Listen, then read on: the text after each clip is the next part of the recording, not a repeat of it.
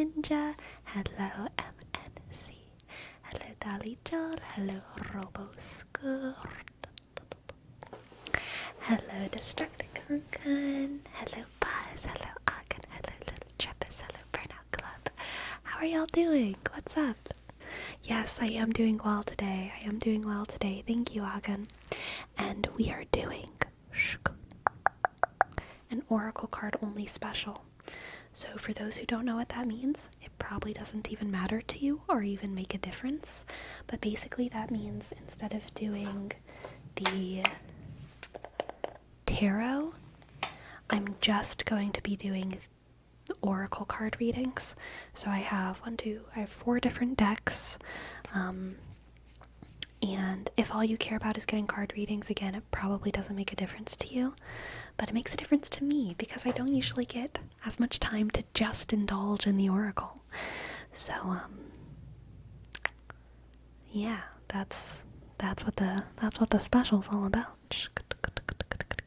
Hello, iKicks. Bonjour, bonjour.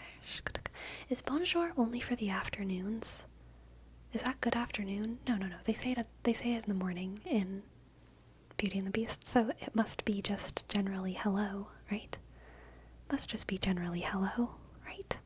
Right.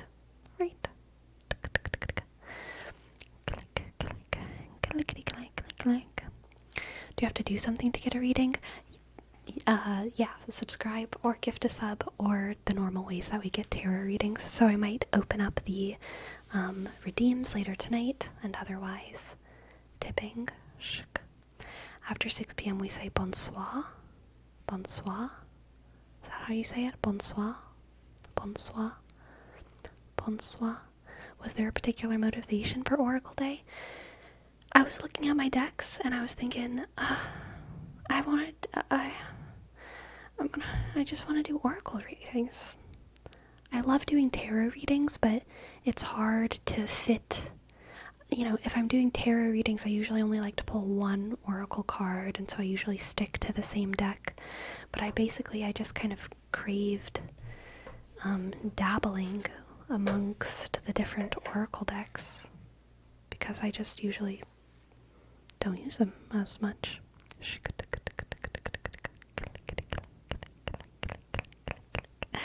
I actually read the text today, so I know not to buy one.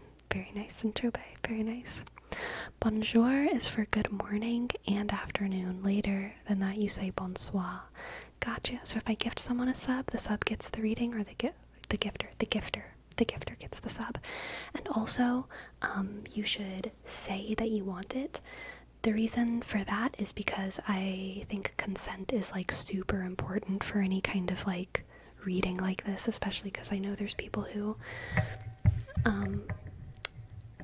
profess religions or beliefs that don't include any kind of divinatory practices, so I want to be respectful of that. So yes, if you gift a sub or if you sub, then you can say I want a reading, and then I'll give you a reading. Sinchobe, thank you for gifting a sub. Thank you very much. And Little Travis, thank you as well. Yes, let's get started with the readings. We're gonna do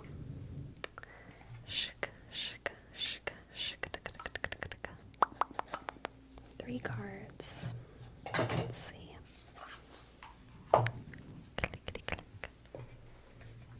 So, first card from the Poetry and Prose deck for Sinchobe, we have Cancer.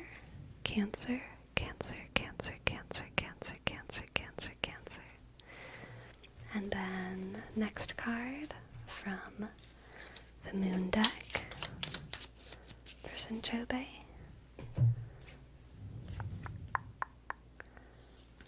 Mises. I think I'm going to shuffle and pull and then show the cards after, because that seems more efficient. And then we'll do a Clow card.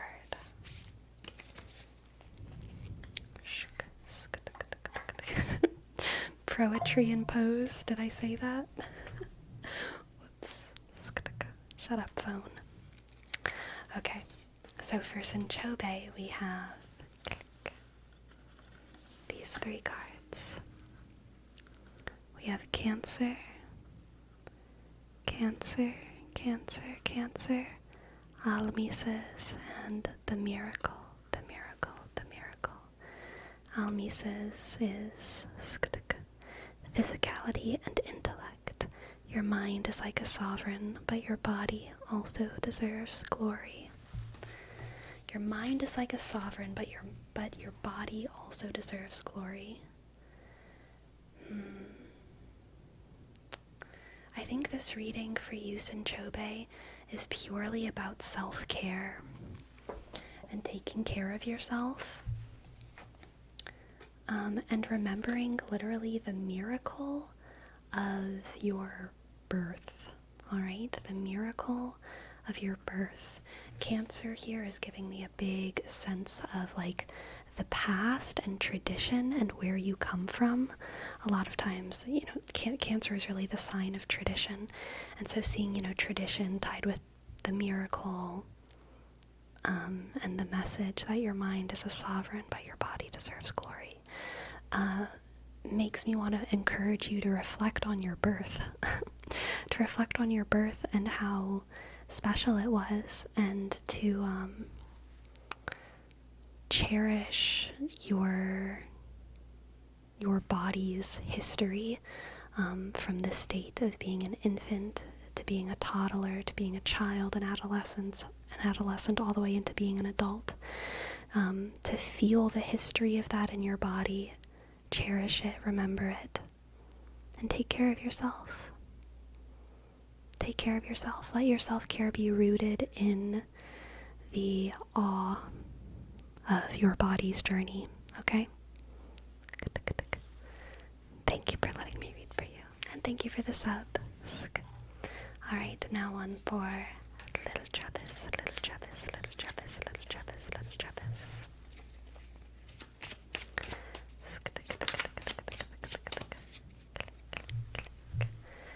Shuffling for little Travis, little Travis, little Travis.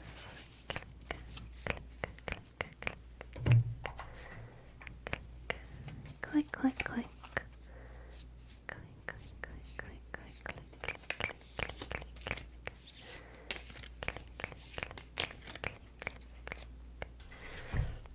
And thank you for your extra tips in Chob. Thank you so much. Thank you so much. Thank you so much. Okay, little Travis, for you we have repurpose, Vega, and the float. Repurpose, Vega, and the float.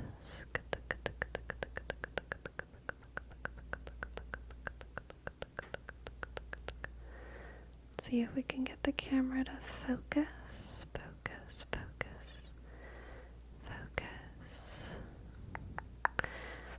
Virtue and proficiency. Dance to the rhythm of your spirit.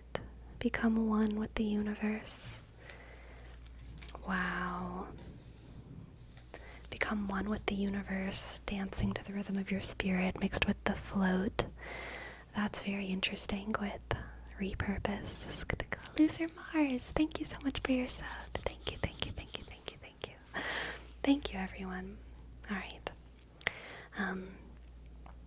Well, Travis, I think celebrate the feeling of lightness and celebrate the repurposing here. I think is the repurposing of something heavy to something light. Okay? I think sometimes it's easy to think of something like a fallen off. Gosh. Whenever something falls off of our bodies, it can be kind of harrowing, right? But whenever we see like a feather floating in the air, that used to be like a heavy bird. But now the heavy bird is flying somewhere else, one feather less. And the feather is floating by itself. And it's a little piece of beauty and art. It's something that lives as a symbol in all of us.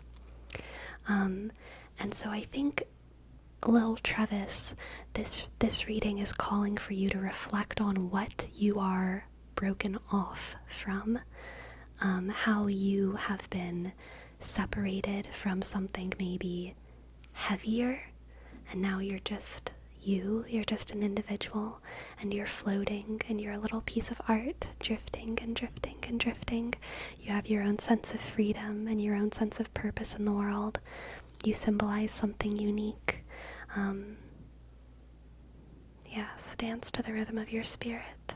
Become one with the universe. Thank you. Thank you. Thank you, little Travis. Thank you, little Travis. Thank you, little Travis. Thank you, little Travis. And now we'll do one for green ninja. Green ninja. Green ninja. Green ninja. Green ninja. Click. Hello, Diego the Marvel fan. Hello, welcome in, welcome in. Green ninja. Green ninja, green ninja, green ninja, green ninja, green ninja, green ninja, green ninja. Click, click, click, click, click. And Fuzz, thank you so much for gifting 10 subs. Thank you, thank you, thank you, thank you, thank you so much, Fuzz. Let me know if you'd like a reading as well, okay? Let me know if you'd like a reading. Oh wait, you know what? I actually made a little mistake. I think I forgot to press save on that edit. You do need to say that you want a reading because of consent reasons. Okay, Green Ninja. Let's see what the cards have for you.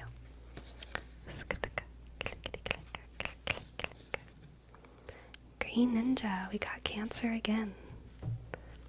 Cancer coming out for Green Ninja. Shake, shake, shake. And Anathra. Anathra, Anathra.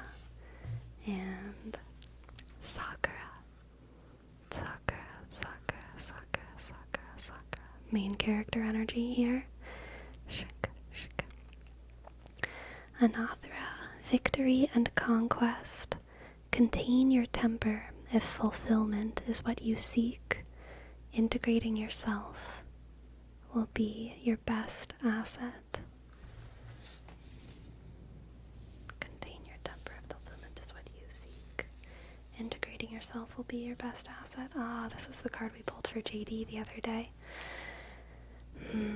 And I'm getting similar vibes from it, especially with Sakura. I think this reading is about focusing on forging your own path separate from your past.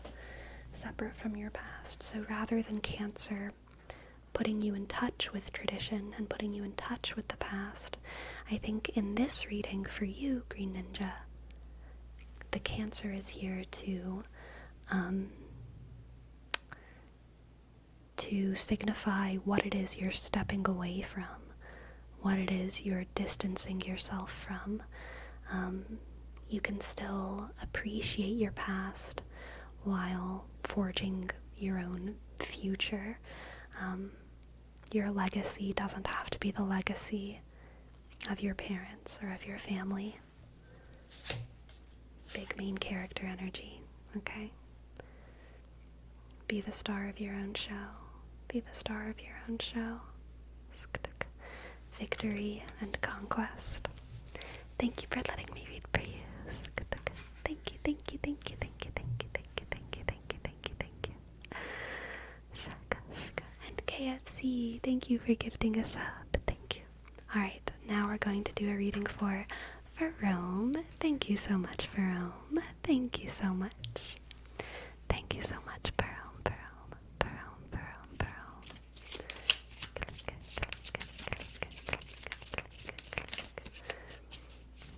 Let's see what the cards have for Perome. Perome. Perome, Perome, Perome, Perome. And Ultra, hello Ultra, welcome in. The queue is definitely building up. So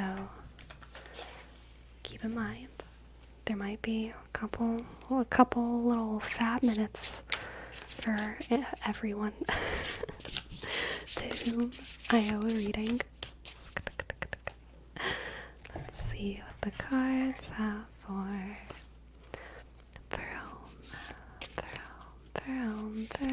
Perome.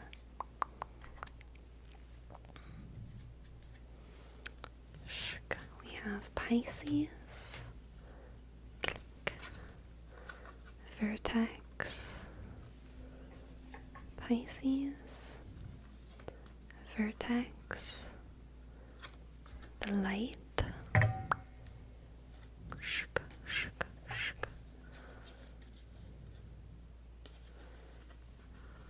the Snake, and the Burn. Pisces, Vertex, the Light, the Snake, and the Fern. The Snake and the Fern is starting over, and the Vertex is celebration and recognition. Honor your soul, bestow virtue to those who fathom your value. Honor your soul, bestow virtue to those who fathom your value. Wow. Oh gosh, Perome, I think that you've been giving people too many chances. Classic Pisces move there. And you know, a lot of people think of Pisces as the opposite of Aries, which I know that you are, because Aries is first and Pisces is last. But they're wrong. They're wrong, because guess what? The astrological wheel is a circle. And so 1 and 12 are as close as 1 and 2, okay? Pisces and Aries share a lot in common, and one of the things that they share in common is being very enthusiastic about connecting to other people.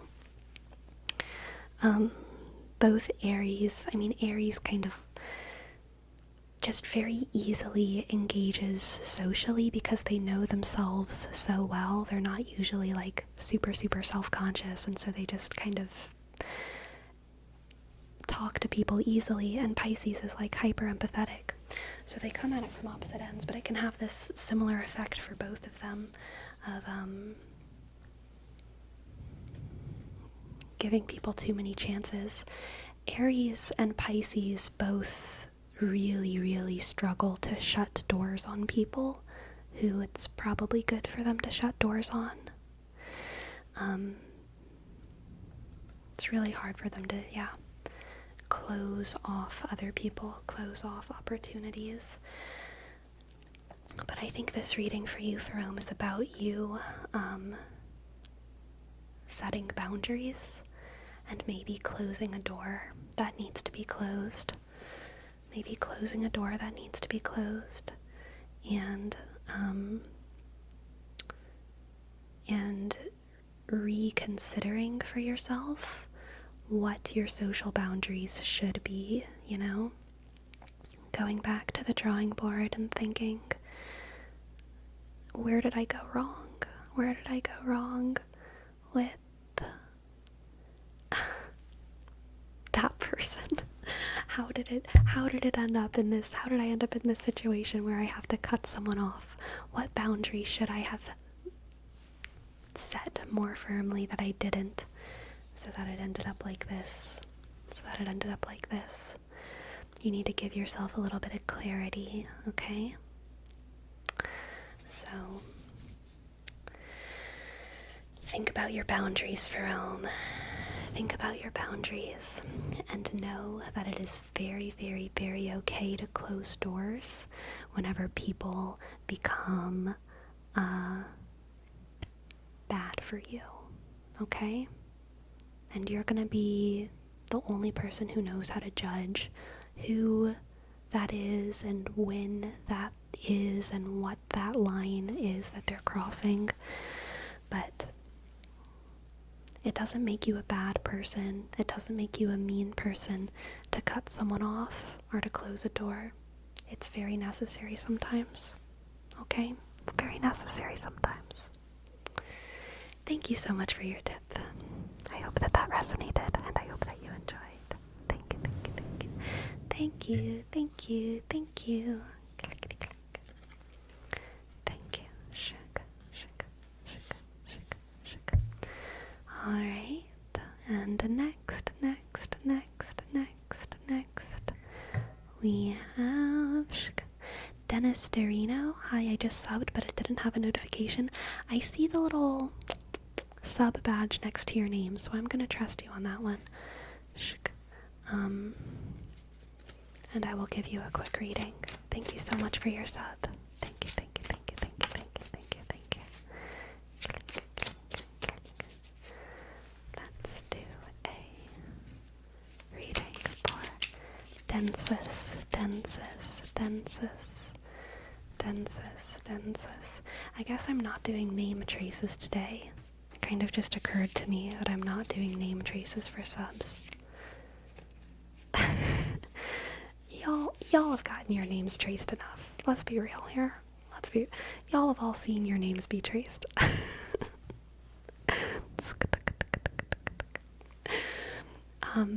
If you want a name trace, request it in chat. Okay? Just request it. I will do that too. We're just doing everyone has to ask for everything tonight kind of game. Alright, Densis. For you, we have paired. Let me K-Dom.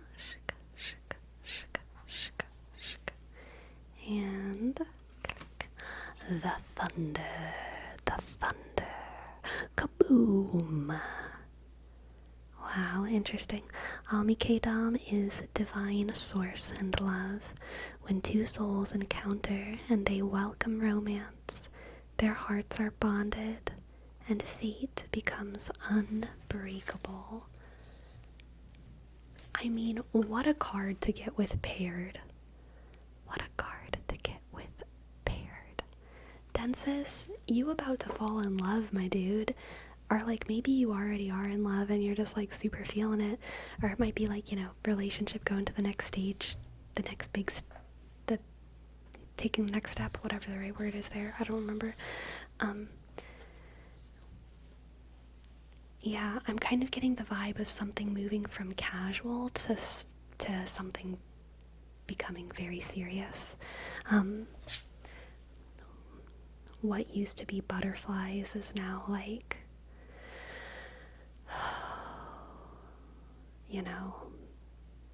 complete heart in hands of the other person, and you holding their heart as well. Two people becoming one. Much, much, much deeper than butterflies, I think, are in your future, Densis. Something big and something important and something heartfelt. Let's read that card again. When two souls encounter and they welcome romance, their hearts are bonded and fate becomes unbreakable. Fate becomes unbreakable. The thunder always follows the lightning.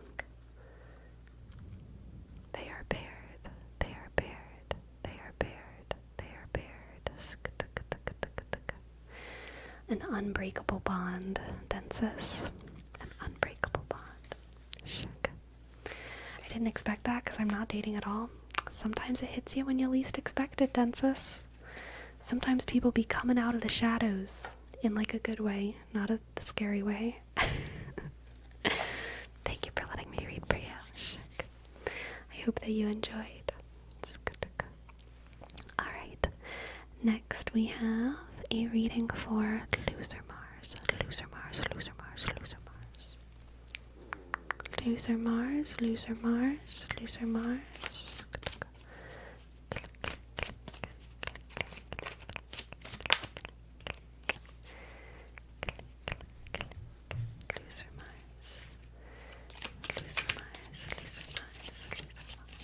Loser Mars, Loser Mars. Shaka, shaka, shaka, shaka, shaka, shaka, shaka. Loser Mars. Loser Mars. We have Sagittarius, the Dream, and Regulus. Regulus.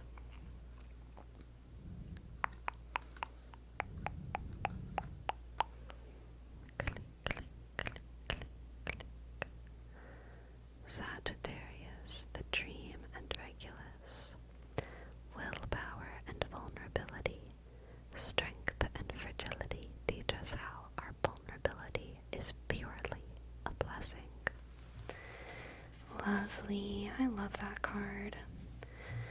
Willpower and vulnerability, strength and fragility teach us how our vulnerability is purely a blessing. I think this Loser Mars, this reading is inviting you to open up to the softer side of that Sagittarian energy. Sagittarius is, like a lot of the signs, has two kind of, there's two kind of sides to the Sagittarian coin. One side of the Sagittarius coin is like very witty and party and very high energy and charming and blah blah blah blah blah blah blah. But the other side of Sagittarius is the sage.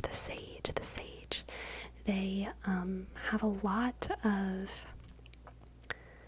deep social wisdom, which is different from empathy, and it's different from being a good communicator.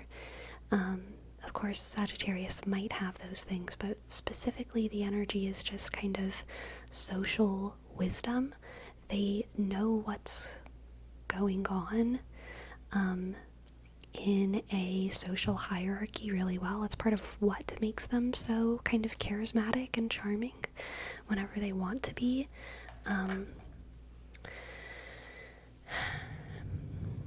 But the sage is really coming through, because I think the sage is the more vulnerable side of the Sagittarius. The side of Sagittarius that wants to just do good for the world and to do good for the people around them and connect. Very, very, very happy to connect with other people. Very happy to connect with other people.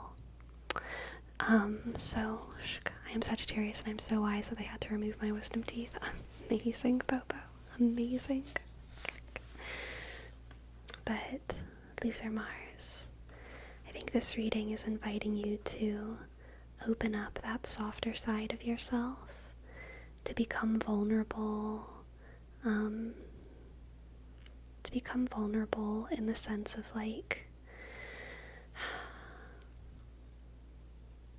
not being afraid to show people how much you love them and how much you appreciate them, and that is why you have so much fun with them. You're not just having fun as a way to like stroke your ego and be the main character and be charismatic and be on top and blah blah blah blah blah. You really, really love the people around you, and there's a fragility in that as well, and a strength. So yeah, don't be afraid to show people that you love them. Okay? Thank you for letting me read for you. Thank you, thank you, thank you, thank you, thank you, thank you, thank you. Click, click, click. Oh my goodness, and there's the Fuzz. Fuzz, 10 gifted subs. Thank you so much, Fuzz. Thank you so much, Fuzz. And yes, like Perome said, Alex Ophia. Thank you so much for your prime. Thank you so much for your prime, Alex.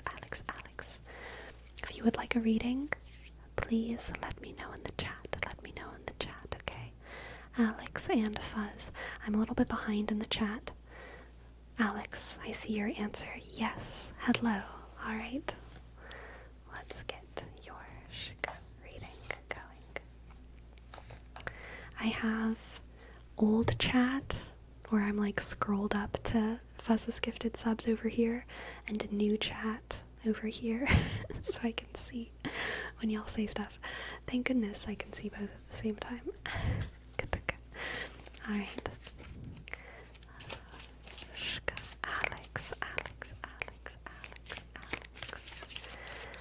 Alex, what do the cards have for you? What do the cards have for you? Why you got old chat? So I can scroll and see the subs and see the chat of the past in case someone says I want a reading.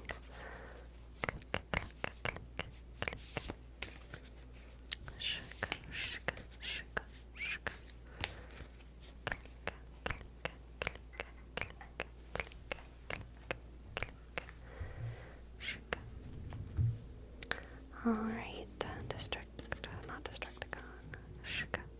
Alex.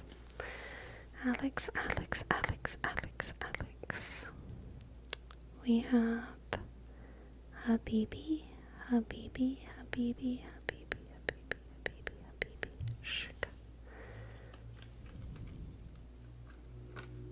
Azobra.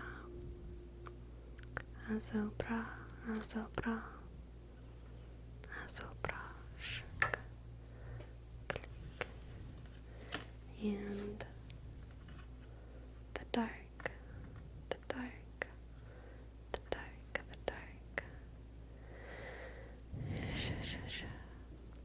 Azobra is prestige and mastery. May your strength be acknowledged, so respect shines among others. May your strength be acknowledged, so respect shines among others. The dark. And Habibi are the other cards.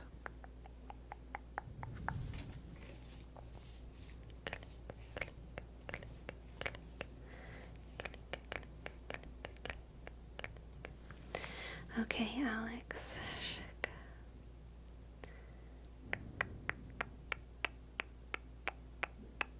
Man, you know, I think this card is about knowing your worth and knowing that you don't have to push to be respected, okay? That you should and you will garner the most respect simply by living by your virtues, living by your principles, and living by your light, okay? Living by your light.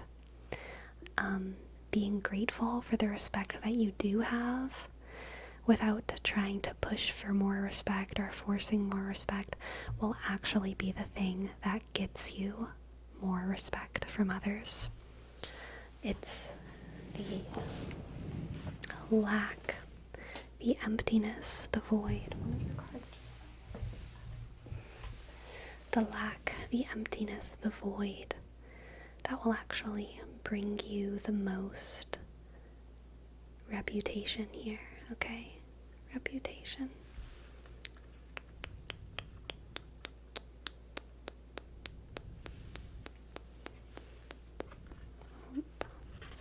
Oh my god, I dropped it again. You are worth being cherished and adored. That's what Habibi's all about. That's what Habibi's all about. I think that your quietness and your pure-heartedness will bring you a lot of love. I think your pure-heartedness will be like a magnet to the people who deserve your pure-heartedness, okay? May your strength be acknowledged, so respect shines among others. Again, it's not about forcing that reputation. It's not about shows of willpower, shows of strength, shows of mastery. It's just being yourself will get you all the positive attention you need, okay? Thank you for letting me read for you. Thank you, thank you, thank you, thank you. Okay, now Fuzz, Buzz, Buzz, Buzz, Buzz. What do you like a reading? Fuzz, Buzz, Buzz, Buzzy, Buzz, Buzz, Buzz. Shka, shka, shka. Shka, shka, shka, shka, shka, shka.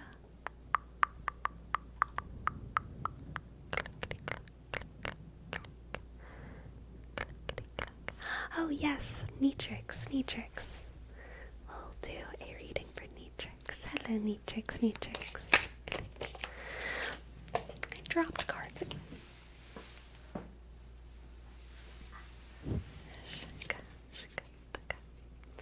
This resonated with me a lot. Thank you, Sleepy. You're very welcome, Alex. You're very welcome. Alright. Reading for Knetrix.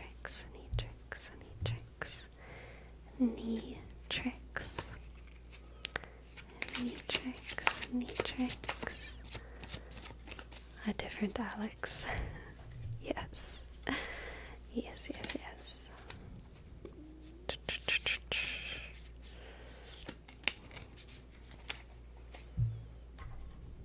For Knetrix. Oof, that was a bad sound. Sorry about that. We have the shop.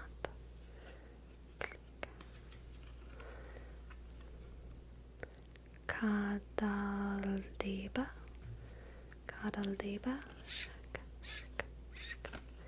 and boundless.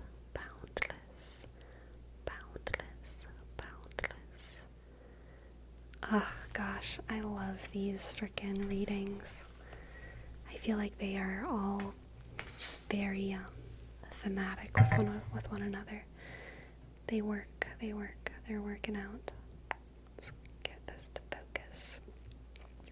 Abolition and recovery. When your heart seeks liberty and your mind asks for mercy, free your spirit from mundane duties. Free your spirit from mundane duties, Knetrix. You are boundless. You are not thrown away. You are shot. Hey, yo, I'm just like my country. I'm young, scrappy, and hungry, and I'm not thrown away in my shot. It's time to rise up, Knetrix. Rise up. When you're living on your knees, you rise up. Tell your sister that she's gotta rise up, okay? Dream big. Bust out of that shell, you know? You gotta, there's definitely this feeling of breaking out of confining circumstances here, okay? Break out of those confining oh my god, I can't say that.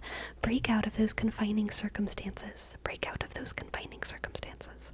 Break out of those confining circumstances. Break the glass ceiling. Break the glass ceiling. When your heart seeks liberty and your mind asks for mercy, free your spirit from mundane duties, okay? I have a hair in my mouth.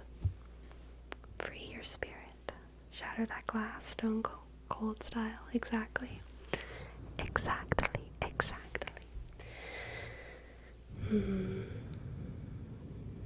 Take your opportunity and run with it. Alright, Knetrix? Don't be afraid to escape. There's something you gotta break out of. Thank you for letting me read for you. I hope that you enjoy. Thank you. And Fuzz, I'm gonna ask again. Would you like a reading? Buzz, buzz, buzz, buzzy, buzz, buzz, buzz. Shka, shka, shka.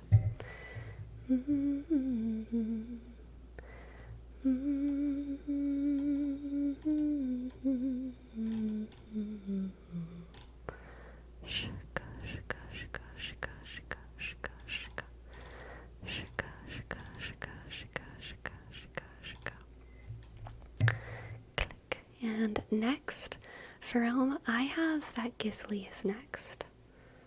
Gizzly. So, Gizzly, here's your reading. Gizzly. Been thinking about sailing? It checks out. Nice. Nice. Alright. Gizzly, Gizzly, Gizzly, Gizzly, Gizzly, Gizzly, Gizzly, Gizzly, Gizzly, Gizzly.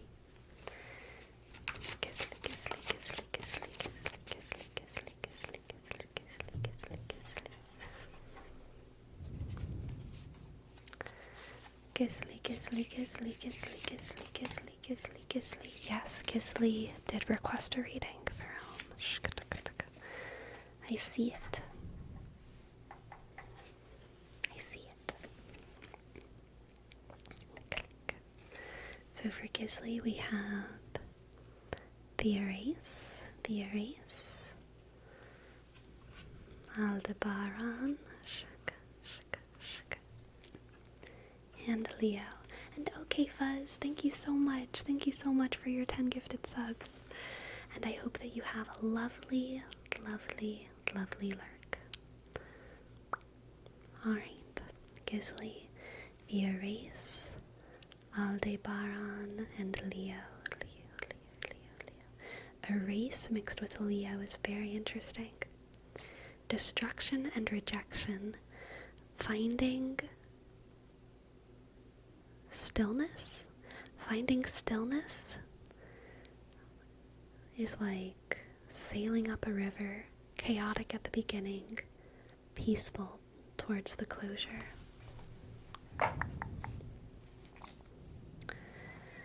Finding stillness is like sailing up a river, chaotic at the beginning, peaceful towards the closure.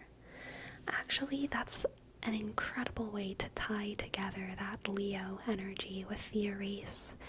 This is a journey for you, Gizzly, from turbulence into peacefulness.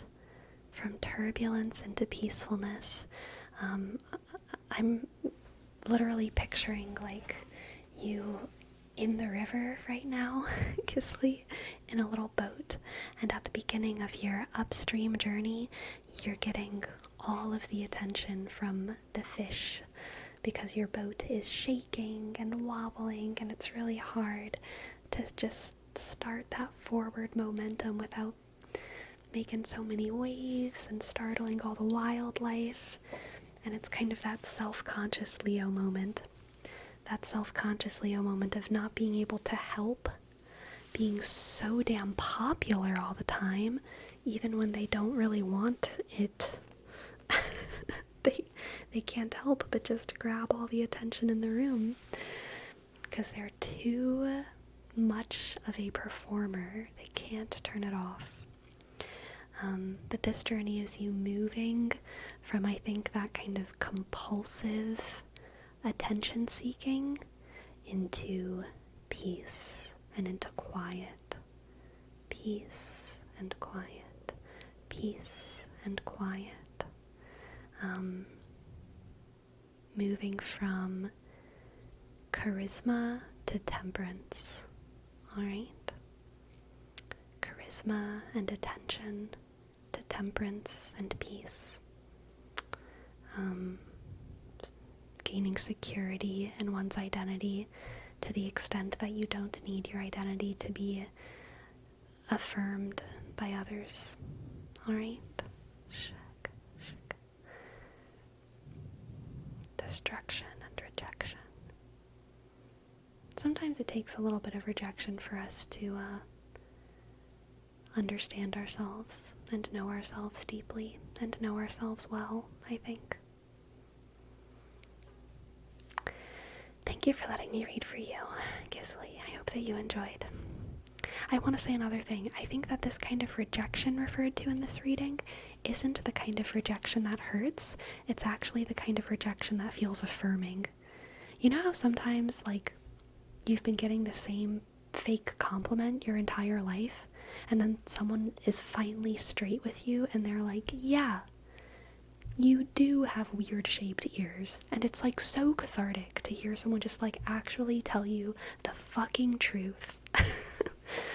You know what I mean? I think that's the kind of like rejection that's referred to here. It's finally being seen by a world who refuses to see you because of kind of false love, alright? I think that you're going to be feeling seen soon in a very holistic way. Thank you, thank you, thank you, thank you, thank you, thank you, thank you, thank you. Shka, shka, shka. Okay, next we have a reading for KFC, KFC, KFC. KFC, KFC, KFC, KFC, KFC, KFC. Mappy's before you? Alright. You got it. Let me see if I can find it. Shika, shika, shika, shika, shika. Alright, Mappy XD.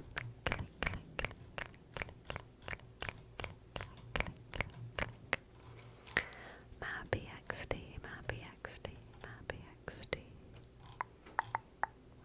Oh no, I'm losing my place in chat. I'm losing my place in chat. Oh, I see Mappy XDs. I see Mappy XDs after KFC's sub. KFC gifted a sub before Mappy did. But I will get to you, Mappy. I will get to you, Mappy. Shuk, shuk.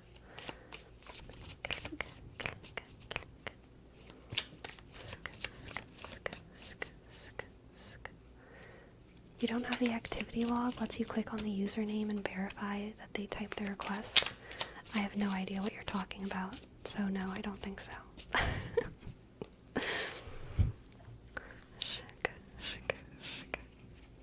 But I am looking at KFC's sub, and only if I scroll down do I see Mappy XD's sub.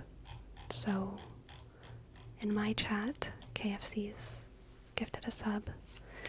The 430th sub is KFC's.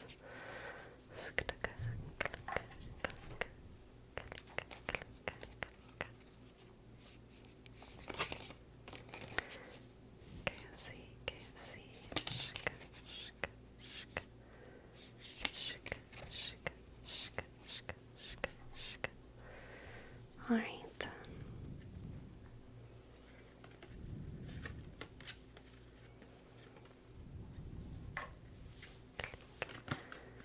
For KFC, we have Leo, Shk, Ali Chilled, and the Earthy, the Earthy, the Earthy, the Earthy. Shk, Shk. Ali Chill is guardianship and protection. Do not fear to lose what you already have. Your heart is a guardian, and your soul the brightest star. Do not fear to lose what you already have. Your heart is a guardian, and your soul the brightest star. Alright, KFC.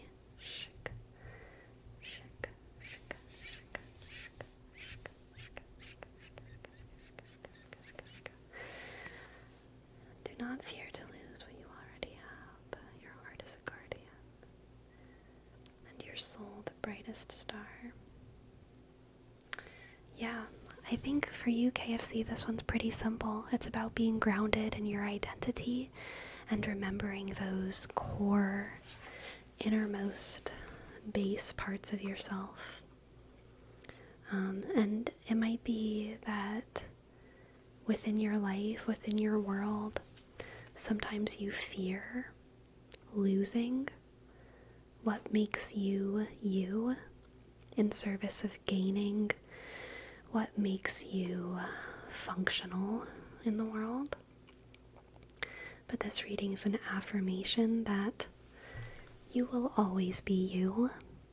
And even as you grow more efficient and functional and proficient in your job and more socially whatever, healthy, acceptable, you're never going to lose those special ingredients that make you you. You're never going to lose them because you couldn't. They're too deeply rooted into your soul, okay? Do not fear to lose what you already have. You can't lose what makes you you. Your heart is a guardian, and your soul the brightest star. Your soul the brightest star. Your soul is the brightest star. Shika, shika, shika, shika, shika, shika, shika, shika. Do not fear to lose yourself. Thank you, KFC, for letting me read for you. Shika. Thank you, thank you, thank you. Click, click, click. And next I see Ultra Embodied Reiki's gift. Hello again, Ultra. So glad to see you here. Let me know in the chat if you would like a reading, okay? Let me know. Ultra, ultra, ultra, ultra. Ultra. Shika, shika, shika, shika. Chat is unfathomably cute today. Adaptable. It's so true. And now y'all all know how far behind I am in the chat. I'll take a reading. Excellent. Good. Yay. Ultra, when the heck do you still stream?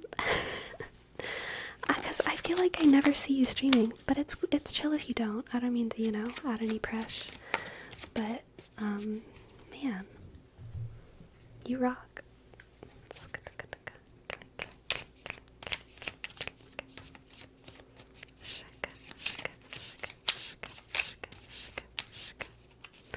Let's see what the chat, not what the chat, let's see what the cards have for Ultra.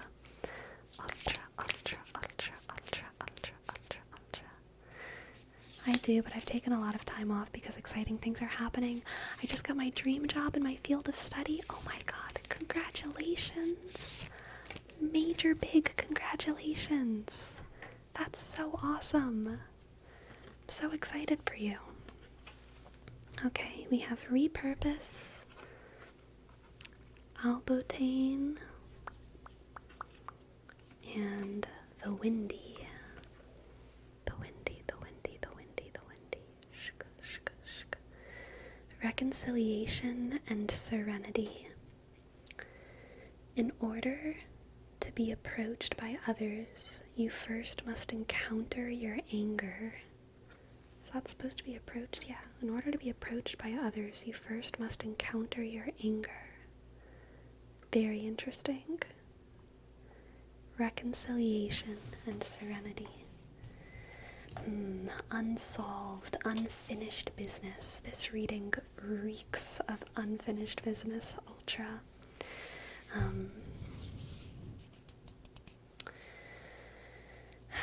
And the Windy here is making me think about constant shifts in relationships.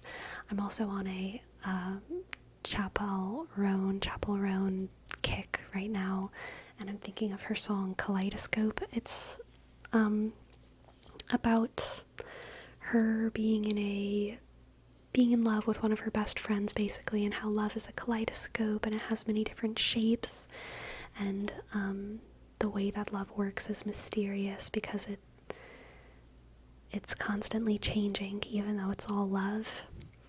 And I feel like there might be some kind of situation in your life, Ultra, that is unrequited, unfinished, and it also reminds me of this, like, running with associations here, this quote from Percy Jackson where Annabeth tells Percy, like, I know I feel a lot for you, but I can't tell if it's hatred or if it's a crush.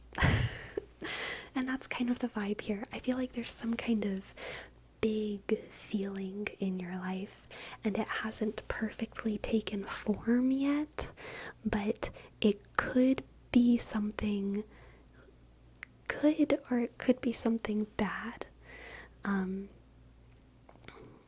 It could be something good and it could be something bad, and it's kind of up to you to mold that energy into being what you want it to be. Reconciliation and serenity. In order to be approached by others, you first must encounter your anger. I think preventing this energy from being something that manifests negatively rather than positively.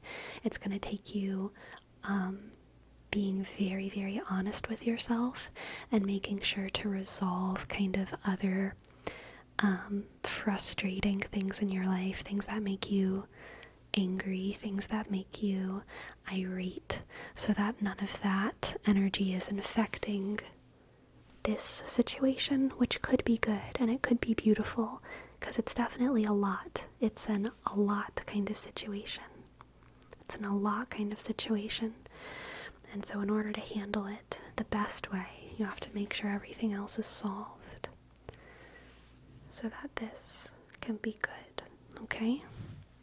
Okay. Whatever that feeling is, it's a kaleidoscope. So you gotta, spin it to be the way that you want it to be. Shk.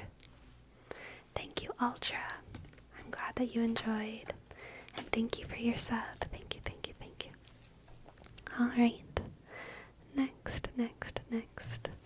For Densis, we have a name trace. Name trace for Densis. D, click, E, N, shk, N, shk, S, U, sk, S, D, click, E, sk, R, click, I, dot, N, sk, O, shk. Thank you. Densis, shk, shk.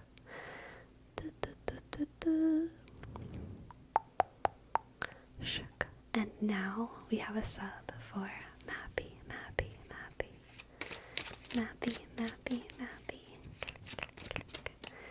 Let's see what the cards have for Mappy.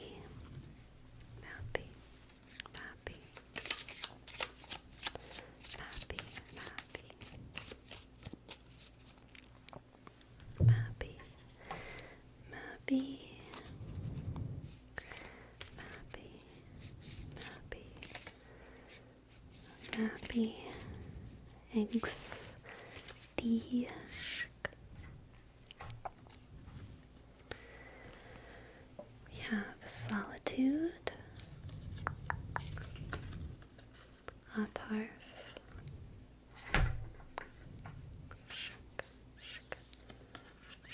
shk, and the wood.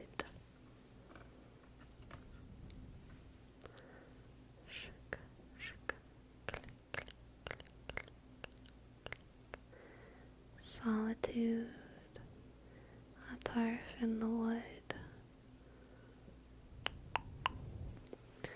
Frustration and dispute. Allow your mind to wander. Hinder yourself from unnecessary answers. Hinder yourself from unnecessary answers. Mixed with solitude in the wood. Okay, in the search for wisdom, Mappy. This is gonna be, I'm gonna reiterate a analogy that I think I talk about a lot. The search for wisdom is not learning new things. Oftentimes the search for wisdom is unlearning things. Selectively unlearning things until what you're left with is wisdom.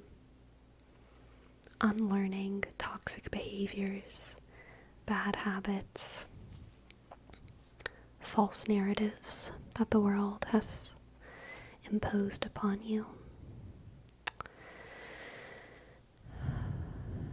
And the best way to do that kind of unloading that results in wisdom is to spend time with yourself, to spend time with your head, to spend time breathing in silence and emptying yourself from all of those external influences, voices, and pressures.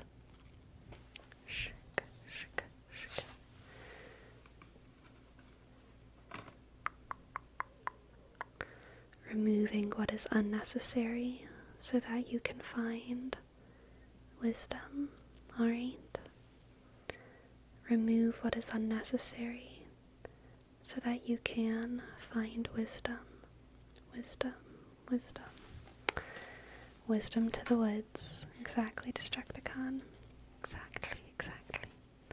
Chicka, chicka, chicka. Thank you for letting me read for you. I hope that you enjoyed. Thank you, thank you, thank you, thank you, thank you, thank you. Shaka, shaka, shaka.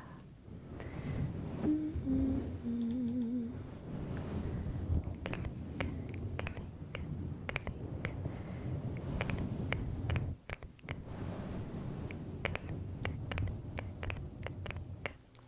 Alright, next we have a reading or a sub from Johnny PC.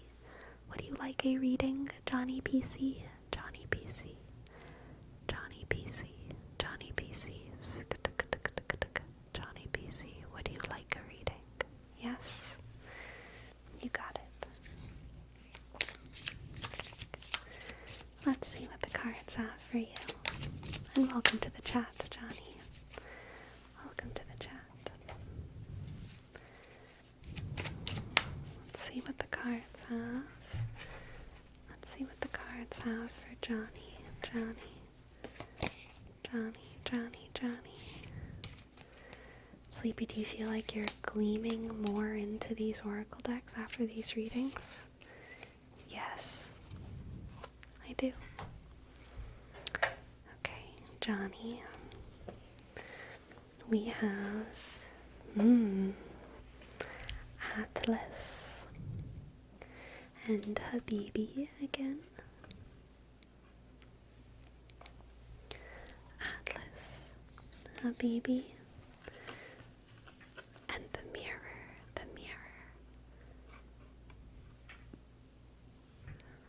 Guidance and discovery. There is a map inside your heart. May you one day realize you are both the seeker and the guide. Oh God, what a card to match with the mirror and Habibi. Okay, this is you loving, finally getting in touch with yourself in the way that other people see you. You finally loving yourself in the way that other people love you.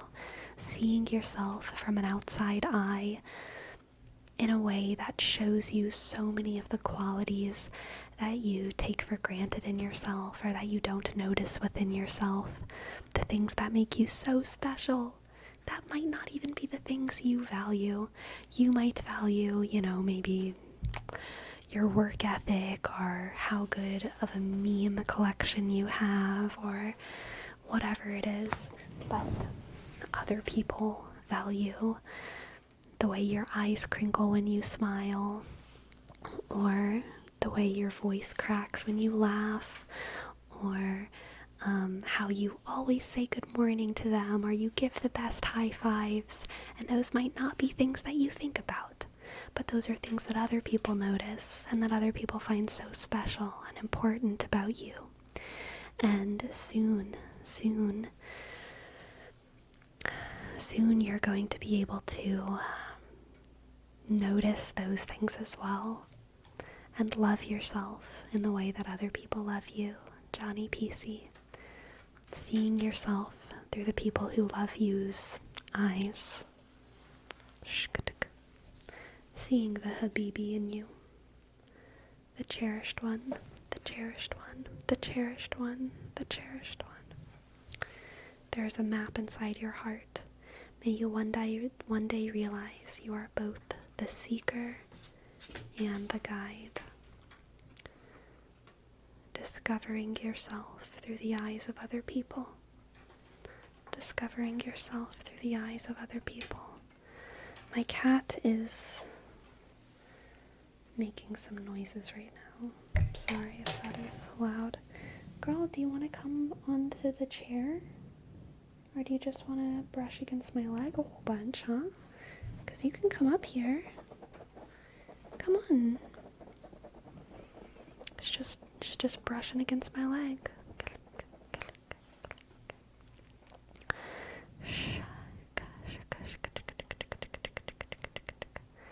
Alright, next we have Little Hamlet. Little Hamlet. Would you like a reading, little Hamlet? Little Hamlet, little Hamlet. Little Hamlet, little Hamlet. Hello, Guto. I am caught up on chat.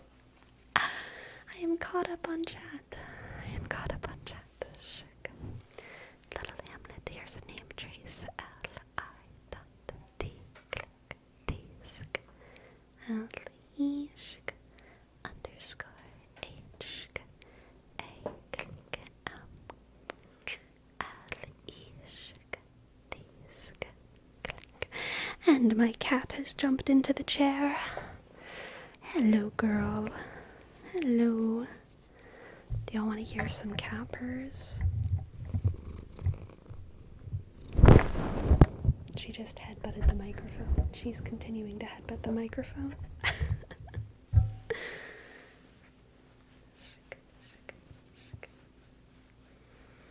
What's up, girl? You being a little ASMR cat? Scratchy, scratchy, scratchy. I kind of want to go get her, like, a grooming brush. Because she be shedding a lot. Does Crazy let you poke her toe beans and draw her claws when you press them? You know, I don't often test that because I don't think about it, but I know what you're talking about. And yeah, she usually does. But, I don't know, I don't test her in such ways.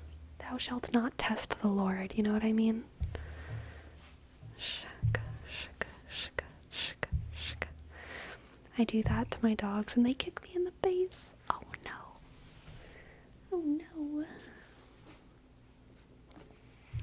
Crazy, who put so much fur on your body? Did your genetics do that? Those must be some crazy cat genetics.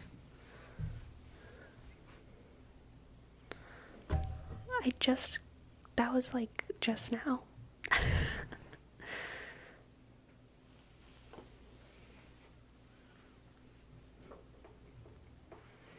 I'll deal with that later. You want another round of scratching, girl? Did that feel really good? You want me to scratch you some more? And get all your furry out?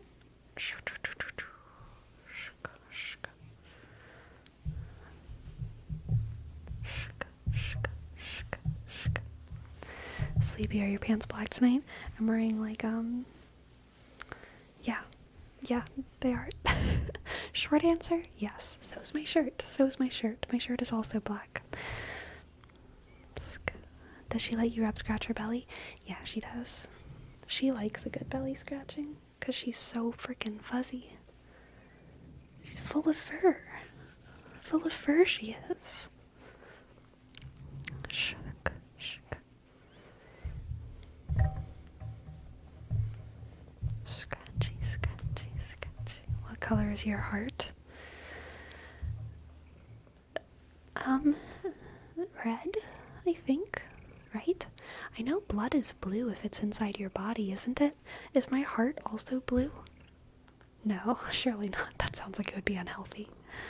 I think hearts are red, right? That's a myth? So my heart is red, right? My heart is like blood red. Blood-ish red. I feel like my heart's like lip red. I got an email a couple days ago that called me a, what was it? Swollen-lipped, blue-eyed Jew. I was like, okay. It was definitely one of the weirder ones.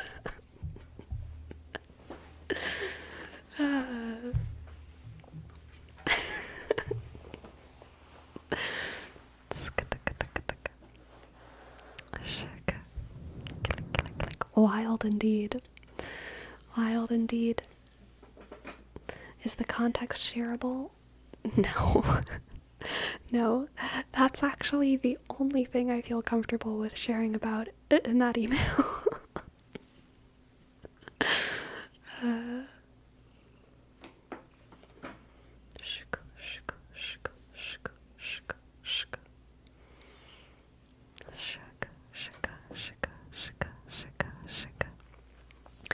I bet at least you got a laugh from reading. Yeah, for sure, for sure.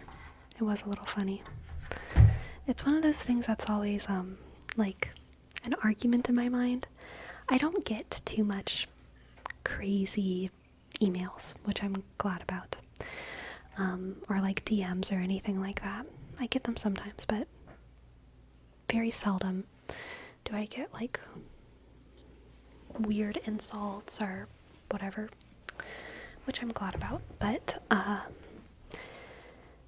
whenever I do get strange emails, sometimes I want to talk about them because they're so interesting, but then it's also like I know that people like that thrive off of the attention, and talking about it would be a bad idea. Oh yeah, I definitely don't reply from. I don't reply to anyone. But yeah, it was just so weirdly specific. Like, why? I know, for real, for real, for real.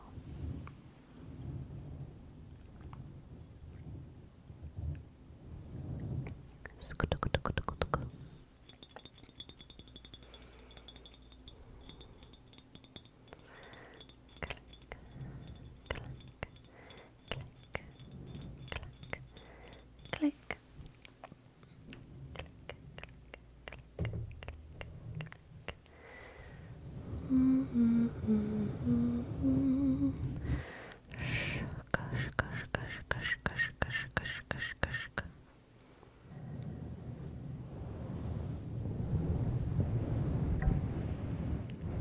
Cluster B people for sure. Honestly, probably a cluster B mother. Let's be real.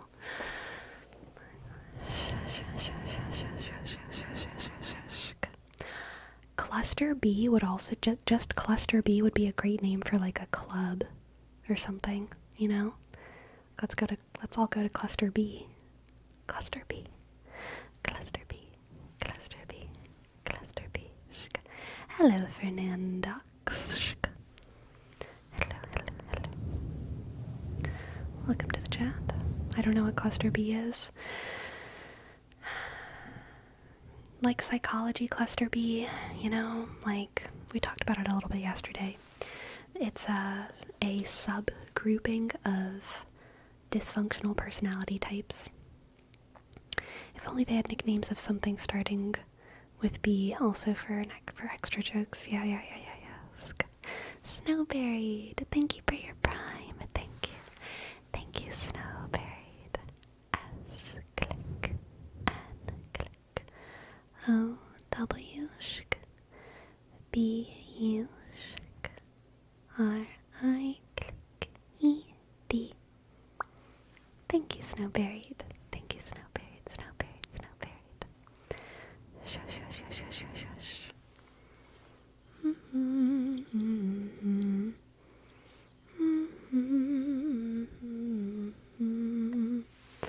Your leg fell asleep. Oh no. Shaka.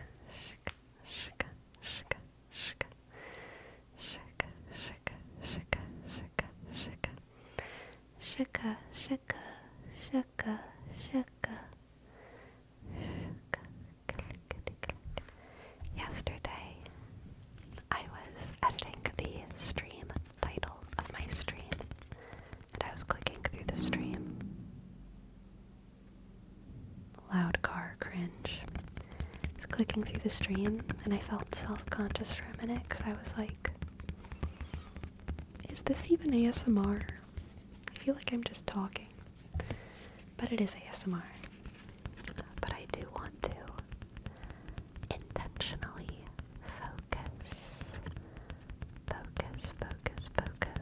on doing some good sounds.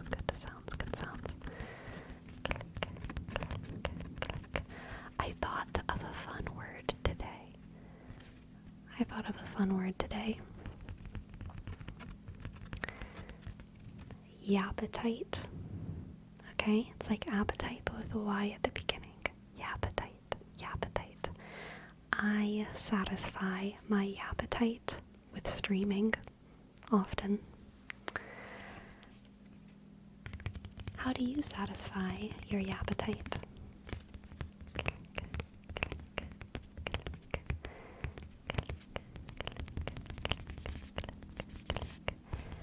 do you satisfy your appetite? Therapy? Based?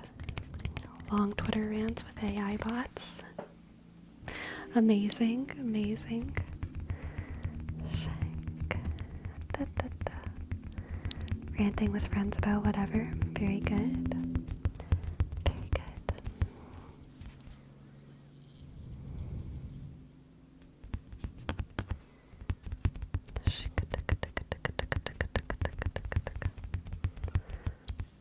Hello, jet lag. Jet lag, jet lag. Old breath. Jet lag.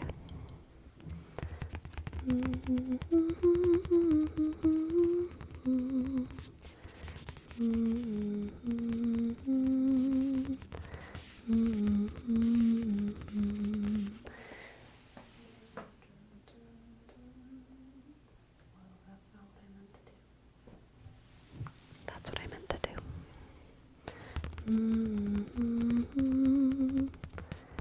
Yeah, dum dum dum. Yeah, dum dum dum dum dum dum dum dum dum dum dum. Streams are where I get most of my social interaction. Because I have a low social battery most days, and these tend to be perfect balance sensory-wise. I feel that in a big way, Jam. I think that's a major part of why I like ASMR. Is because it's less stimulating than other content.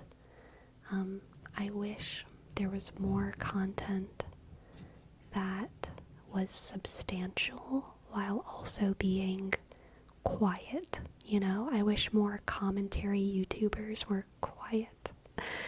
I wish more educational YouTubers were quiet without all those edits and screaming and wow moments and like all of that. I kind of wish all content was a little bit ASMRified, just because it's so much more of a pleasant sensory experience for me. And I think that's kind of the scratch that I like to itch with my content. But I wish that it was more normal across the internet. That's your niche, Sleepy. I know. I know. Perome. What can I read for you, Perome? What can I read for you, Perome? Like 80s children's cartoons, but above a 7th grade level. Sorry, I don't know 80s children's cartoons.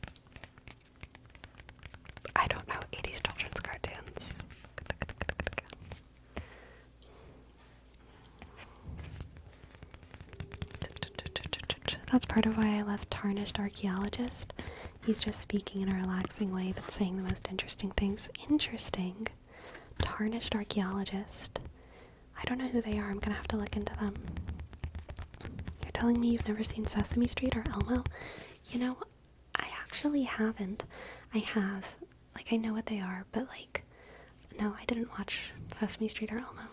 So, I was a late 90s kid. I was born in 97. But also I didn't have TV whenever I was a kid. So I also didn't experience a lot of that early 90s stuff. Late 90s, early 2000s stuff. But eventually I did. Eventually we had TV. If I sub with Prime, can I get an Oracle card reading? Yes, gentle tap. Alright, and for Perome, we're gonna read Two Friends by Amy Shark. Two Friends by Amy Shark.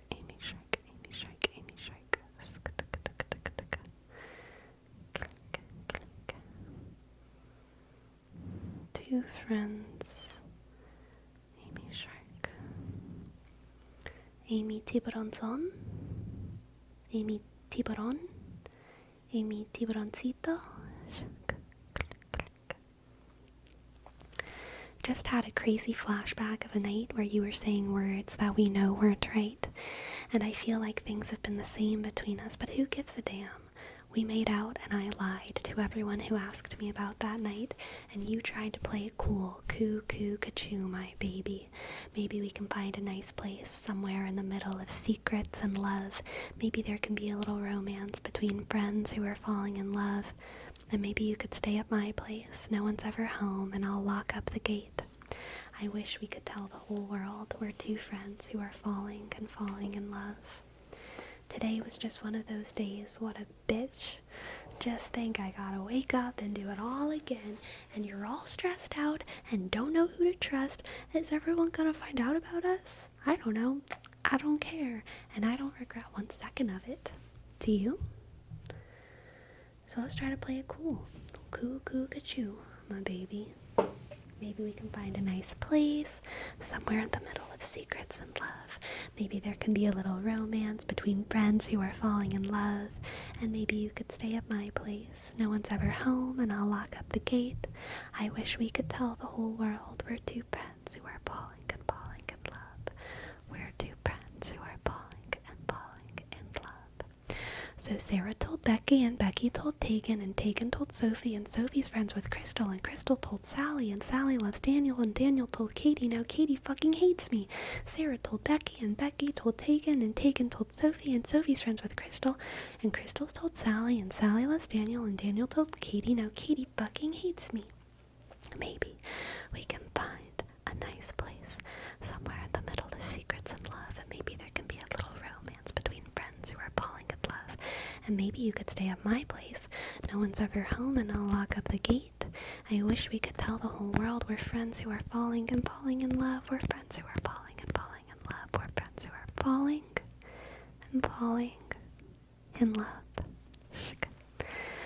Lovely.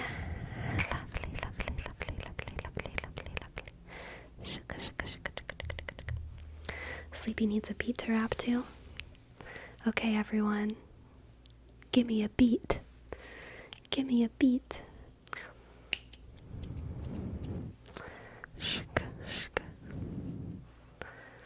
We have a reading for Gentle Tap, 13 Wicker Man Pain. Gentle Tap, 13 Wicker Man Pain. Oh man, I remember doing a word rap of your name yesterday. Sure was a tongue twister. Gentle Tap, 13 Wicker Man Pain. Boots and cats and boots and cats and boots and cats and boots and cats. Gentle Tap, 13 Wicker Man Pain. Let's see what the cards have for you. Let's see what the cards have for you. So sorry. I was just trying to grab this deck and I kept thinking the noise would stop, but it never stopped. It just kept going. It was me like grabbing the cards and they were hitting the box in a weird way.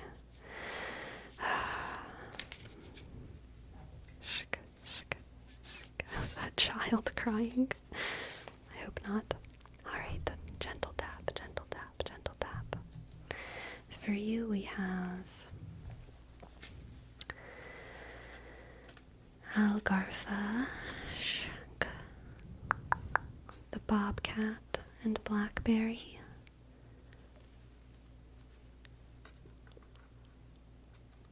And the glow, the glow, the glow, the glow. This is patience, patience, patience, patience. Blackthorn, sorry.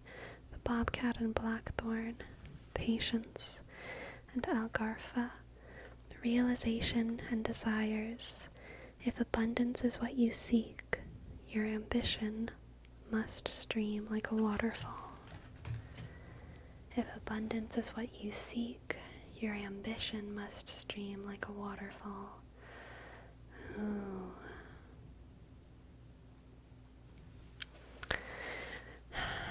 Gentle tap, it's going to take you a long time to get what you want. It's going to take you a long time to get what you want. And you can make it there, but it's going to take a very consistent, steady stream of motivation from you, okay? Ambition and motivation. You're going to have to temper the release of those resources in your body and in your life so that you can maximize your results, so that you don't burn out. Because it's going to take you a lot of time and a lot of patience to get what you want, to get what you're fighting for. Shika, shika, shika, shika, shika.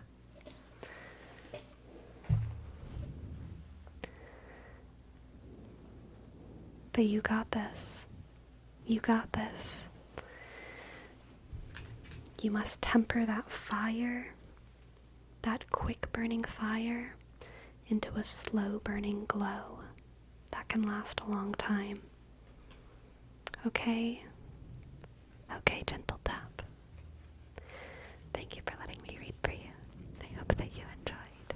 Thank you, thank you, thank you, thank you, thank you for your prime. After careful deliberation, I decided that A Court of Mist and Fury is good enough to continue the series.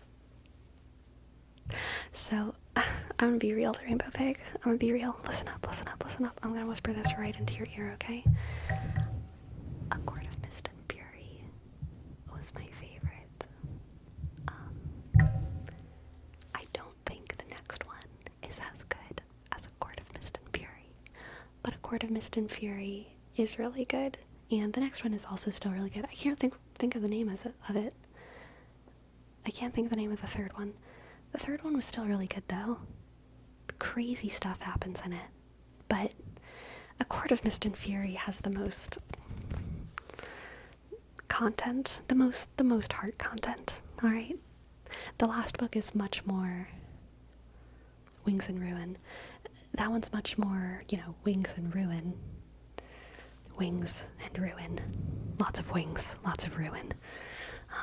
But A Court of Mist and Fury is the lovey-dovey arc. Shika, shika, shika.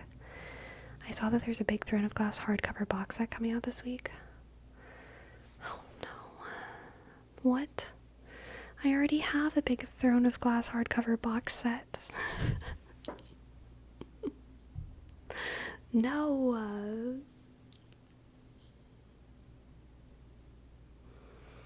No, but this one is better? Okay. Someone put a link in the Discord to what it looks like, alright? And at me, I'm gonna look at it after this, okay? You feeling obligated to get it? No, I don't have that kind of mindset, but if they're really, really pretty, I would only consider it, and it would only be if I could give these ones away to someone. Because I do have at least 2 real-life friends who are interested in Throne of Glass. So it wouldn't be the worst thing for me to trade mine out. But also, truly, only if I actually think that they're prettier. Because these books are they're pretty pretty. But, if it's so ugly, it's unique. No. Only if it's pretty. I don't care if it's so ugly, it's unique. Alright, let's do a reading for Vince. I would love to give you some oracle wisdom. Vince. I think I've only ever known one Vince. And they were a good person. They were a good person. Vince. Well, actually, I've known more than one Vince, except only one of them went by Vincent. So I didn't think about them. I guess I've known a Vince and a Vincent. Both of them were excellent people. Vince Staples? I don't know who that is. Shika. Alright, let's see what the cards have for Vince. Vince.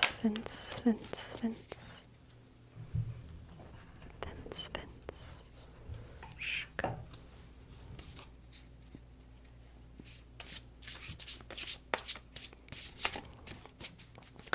Vincent from Dexter. What? There's more people in Dexter than Dexter? What a scam. What a scam. Shuka. Let's see what the cards have for Vince. Vince.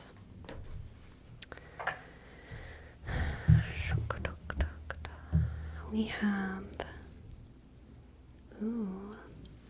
Azariah, which totally sounds like a World of Warcraft character. Revival.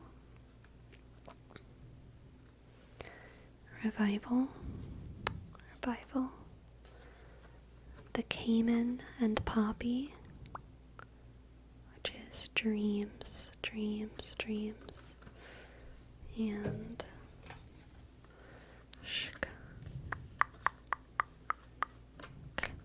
the snow, Azariah, Revival, the Cayman and Poppy, and snow. And Azariah is creativity and alchemy. Fortune and prosperity go hand in hand, as does your ability to sustain what you already have. Fortune and prosperity go hand in hand, as does your ability to sustain what you already have.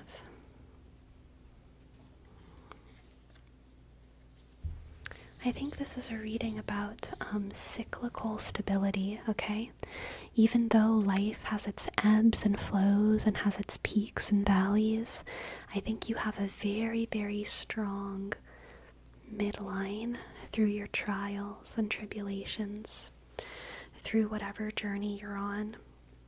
And whenever you reach a low point, Vince, whether you're feeling out of love with your partner, whether you're feeling unsuccessful at work, unfulfilled in your job, angry and unsatisfied with yourself, know that you can trust yourself just with the natural ebbs and flows and seasons of time to come back to baseline, and even to rise a little bit above baseline and to come back down again. And it's just a very natural cycle.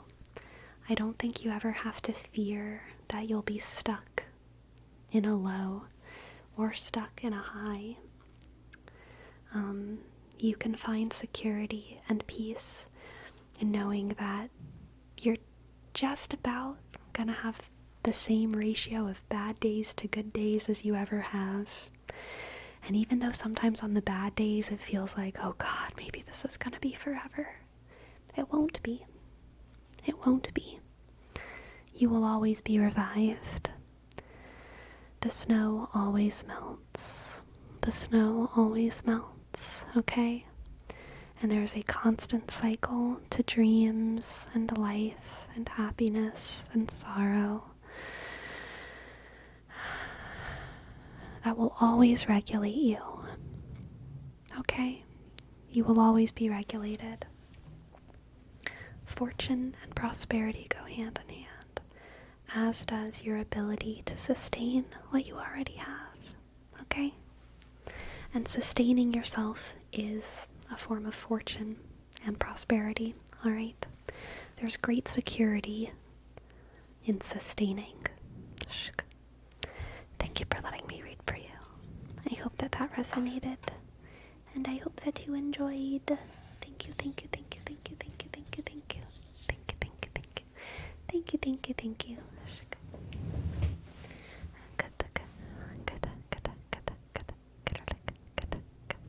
How much for a reading?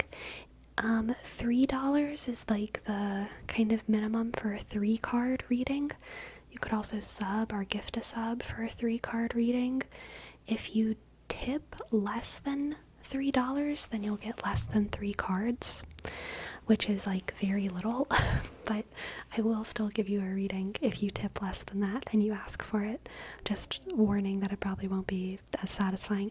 And if you tip more than that, if you tip anywhere above $3, you get more than 3 cards. The cap for adding cards is like 10 cards, which is around $45. Sleepy, speaking of WoW, on Tuesday starts the pre-patch event. What? Whatever you've learned about Priest may be already outdated. Oh no, I feel like I just spec'd into Shadow Priest. Ugh. Kyoki, thank you for your sub, Let me know if you'd like a reading. Thank you so much. Thank you so much. It's possible to do a reading with just one card. Personally, I would probably just call it a pull rather than a reading. I would just call it a pull.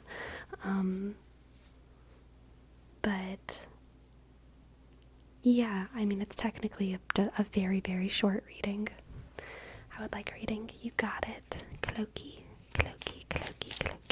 Let's see what the cards have for you. Cloaky.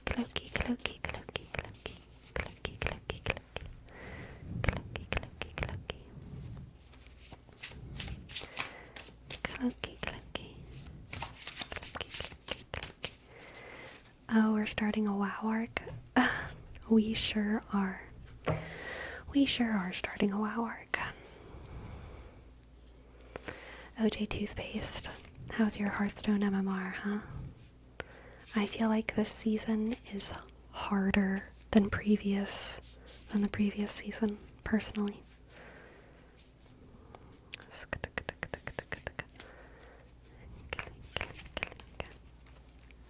Alright, Cloaky. Ooh.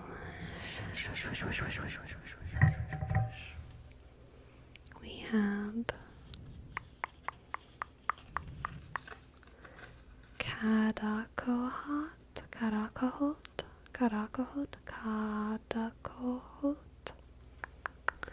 the Quail and the Gooseberry, which is Anticipation, and the Mirror, and Kadakohot is Fertility and Prosperity.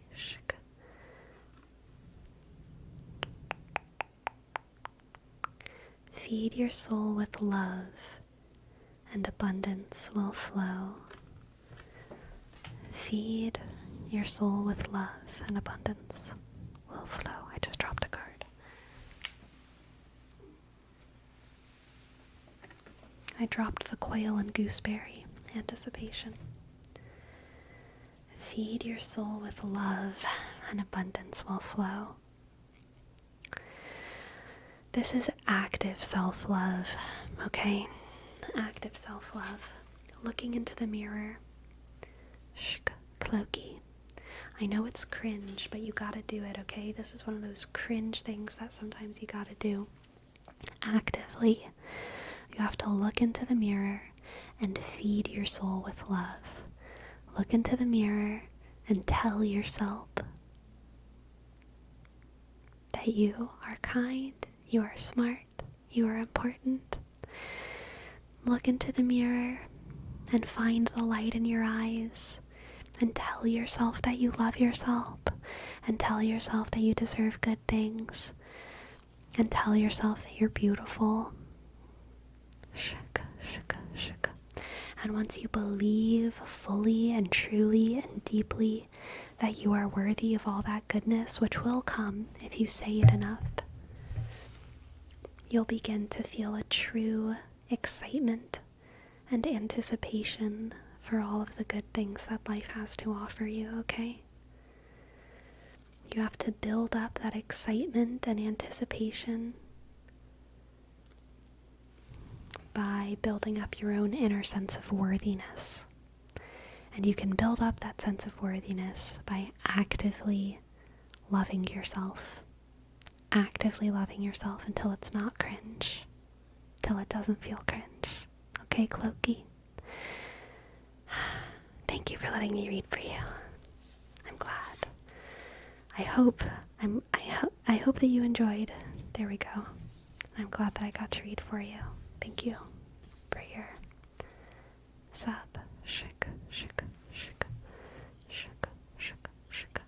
And play. Thank you so much for your prime. Welcome to the chat. Let me know if you would like a reading. If you buy a lot of stuff on Amazon, sure, it's worth it. Otherwise, not really. It's pretty expensive.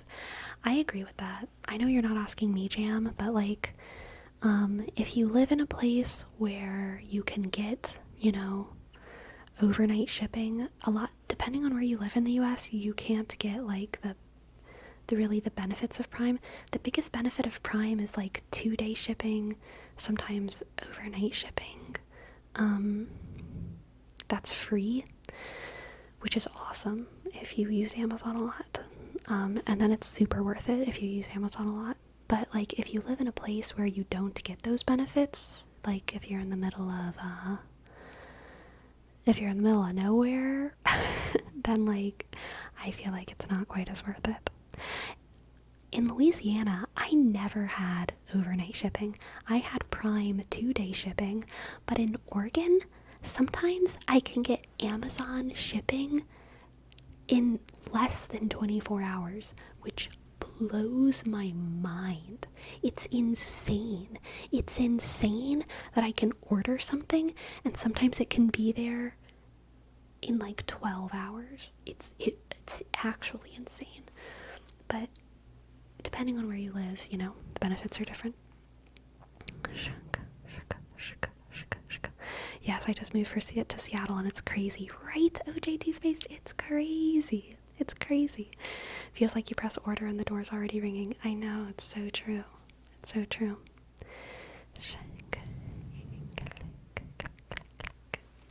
Yes, there's also Prime Video. There is also Prime Video.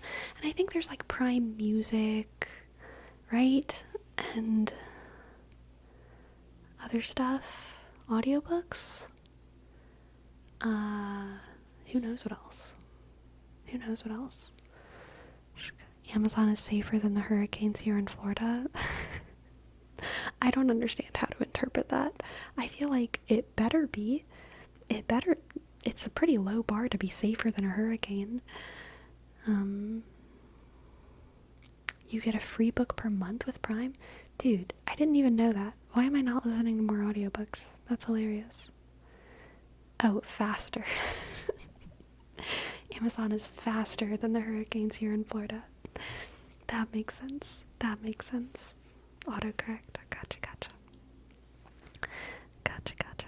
Wow, whose game was it? I have an Amazon warehouse near me. I can get some things in under 6 hours. Wow.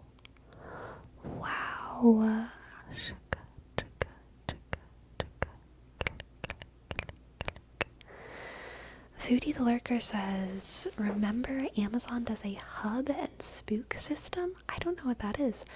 Malls and warehouses are fed by air and ground. I know what that means, but I'm laughing at the idea of it being literal, like the air and the ground, but I know what it means. Planes and cars. Right. And then local contractors go from there. So if your local center has it sub one day, is not insane. Yeah, no, it's still insane to me. Hub and spook system sounds much scarier. Yeah, a little bit.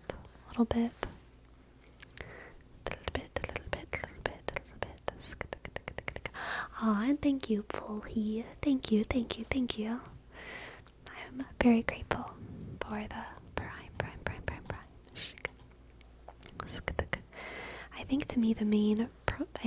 To me, Prime benefit mainly is 2-day shipping and no minimum for little orders. Yeah. The discounts aren't bad. It kind of pays itself if you buy constantly. Yeah, I would agree with that. Rose Happy, thank you for your Prime. Polly, I will do a name trace for you.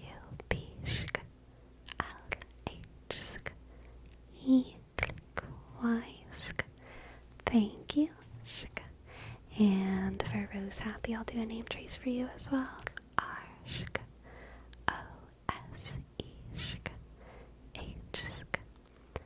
A-B, click, P, click, Y, 7. Thank you.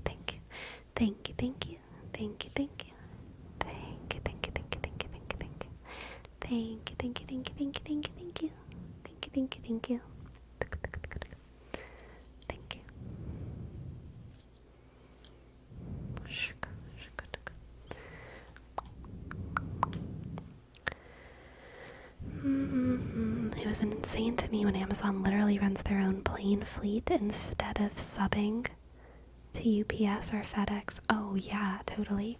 Like their scale is enough that they can justify running their own planes. Wait, I didn't know that. They have their own plane fleet? That is insane. Insane. There's Amazon planes in the sky? Dude, that's wild. Guess the name of the fleet? Amazon?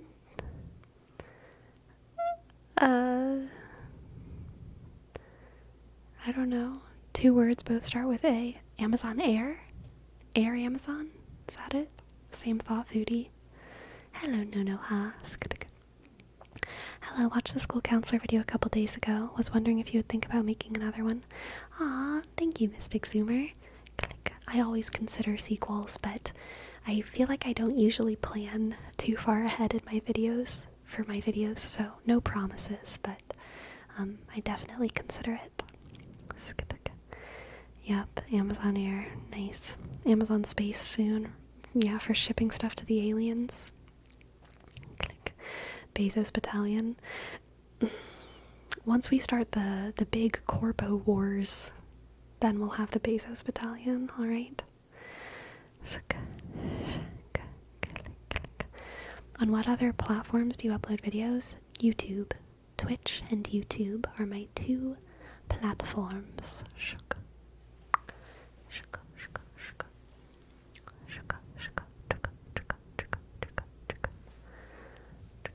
I wish one day Amazon could expand to do deliveries worldwide. Yeah.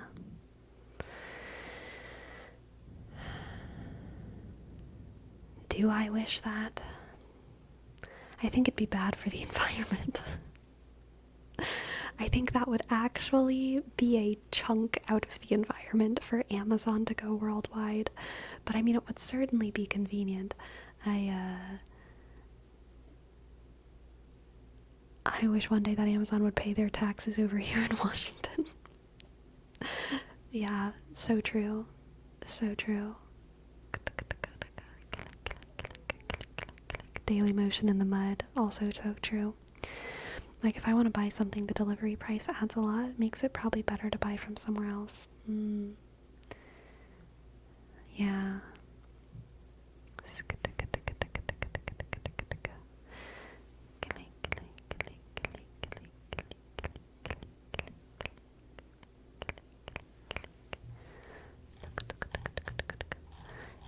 Yes, Rose Happy. You are absolutely entitled to a read. I'd love to give you one. Let's see what the cards have for you. Rose Happy. Rose Happy. Rose Happy.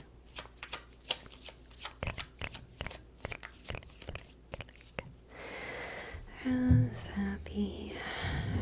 Rose Happy. Rose Happy. Rose Happy.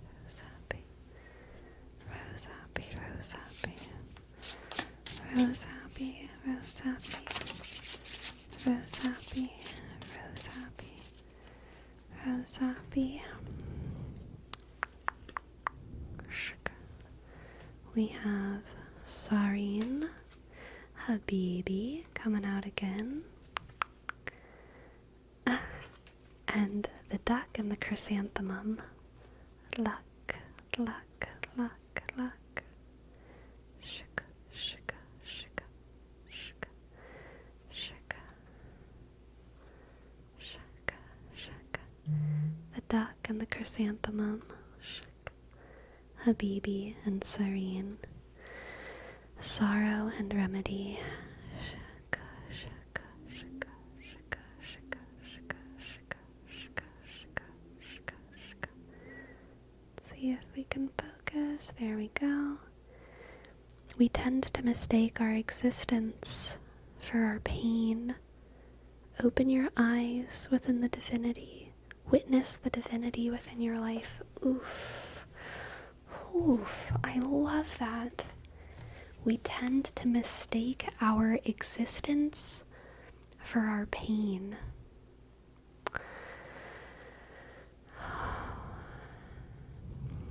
Sorrow and remedy. Open your eyes, witness the divinity within your life, Rose Happy.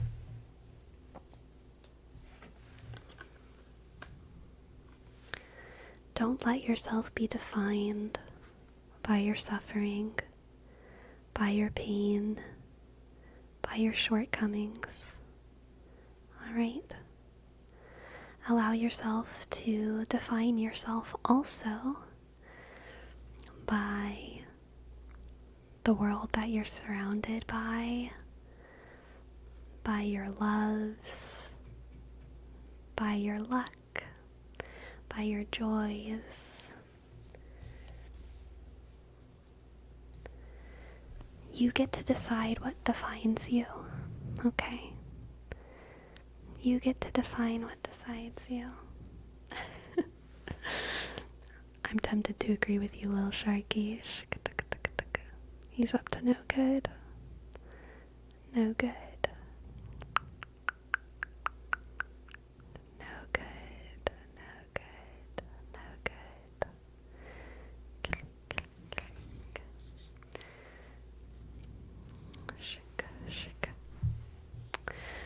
I love the, we have 2 yellow flowers here as well. I don't know, I mean, this is a chrysanthemum, right? But it's like the exact same yellow pretty much. They go well together. You get to define what decides you. Is that what I said? Ogden, you always give me a freaking moment. Is that what I said? Or are you like, LOL, what if you did say that? You get to decide what defines you. You get to decide what defines you, Rose Happy. You actually did say that the second time? Damn. Sorry.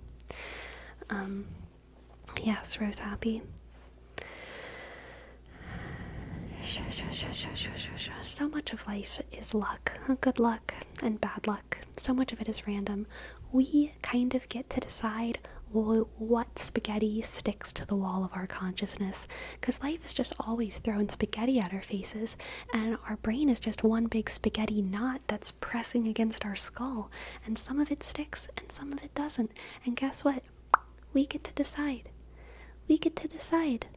We get to decide what spaghetti sticks in our consciousness, for the most part.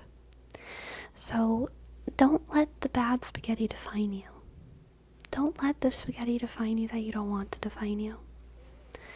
You get to decide which spaghetti, which luck life spaghetti defines you. Shika, shika, shika. Thank you for letting me read for you. I hope that you enjoyed. Thank you, thank you, thank you, thank you. I followed your throne. Thank you, Root Beer. I need to update it. I haven't added stuff to the arena in a hot second. Shika, shika, shika, shika, shika. Gada, gada, gada. Sleepy, you are your own dirty pasta splattered wall. It's so true. It's so true. It's so true. It's so true.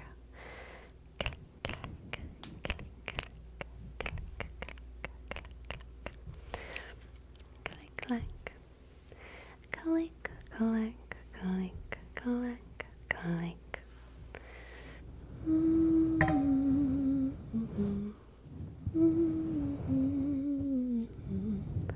Do people really throw pasta at the wall to see if it's cooked? Yeah, I grew up doing that.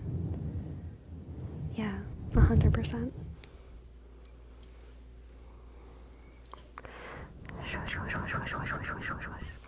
Do y'all like to take some of the not yet cooked spaghetti out of the boiling water and like chew on it? You can kind of sharpen it with your teeth, turn it into a pointy little knife, because it's like soft on the outside but still hard on the inside, and you can poke people with it. Poke, poke, poke, poke, poke, poke, poke. Sharpen it? Yeah, you like stick it like in this magical little space between your 2 front teeth and these 2 teeth, and you like and you make a noodle knife. Exactly for exactly. You You have to do that when it's like not cooked. It's just a little cooked, so the outside is soft and the inside is hard. Undercooked pasta will stick to the wall. Al dente pasta will stick to the wall, okay? Al dente pasta will stick to the wall. So after how long in the water?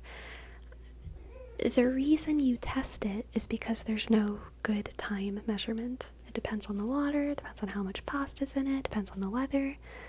So like, just like after a little bit.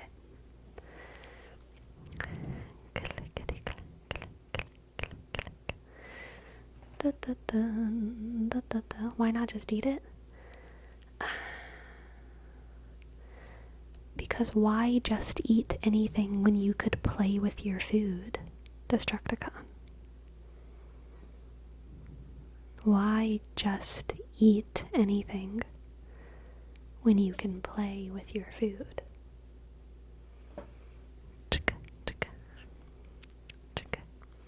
Sleepy, let's give you a curveball question. Which pasta shape gets the exile from the pantry?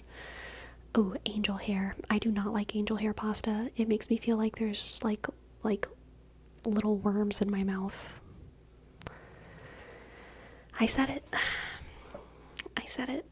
Angel hair pasta, more like angel infected with tapeworms intestines pasta, okay?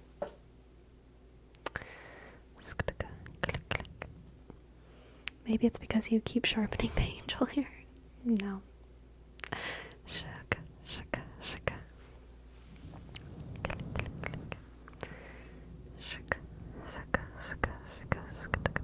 For you it's devil's hair, yeah.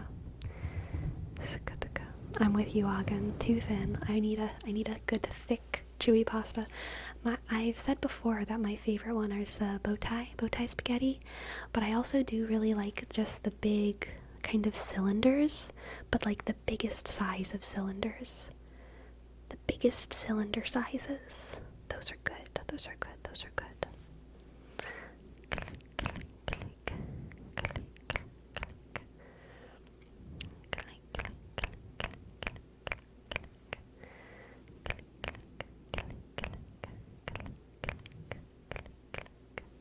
I love long noodles.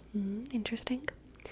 You can tell when mashed potatoes are done when you sling a ball of it at the wall and just the right amount sticks. Are you joking, Song? Are you joking? Is that real? Man. You want big pasta? I give you the lasagna. Knetrix, I love lasagna. Lasagna's amazing. Important question, how do you prepare mashed potatoes? Dude, I am lazy as hell with mashed potatoes. First of all, I cook my potatoes. Okay. If I'm cooking for other people, I'll do stuff fancy and I'll do stuff right. Relax. If I'm cooking for myself, I chuck a potato in the microwave and then it comes out eventually and I put a fork in it to make sure it's soft and then I smash it. And then I put water in it until it's the texture that I want it to be, and then I season it. Yum yum yum. Shake. Sleepy, do you like Swedish fish candy? No. Fusilli is a favorite. Which one is fusilli? Fusilli pasta. Fusilli pasta.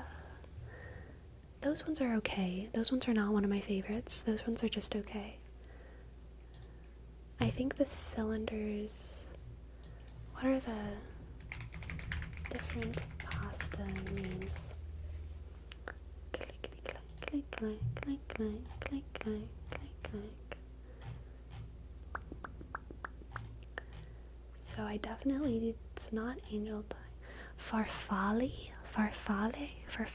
is the bow tie one, and that's the one that I like the most. And then, yeah, fettuccine is pretty good as well. And then manicotti? No, I want something smaller than manicotti. penne. I think that's the one that I like. But like big penne.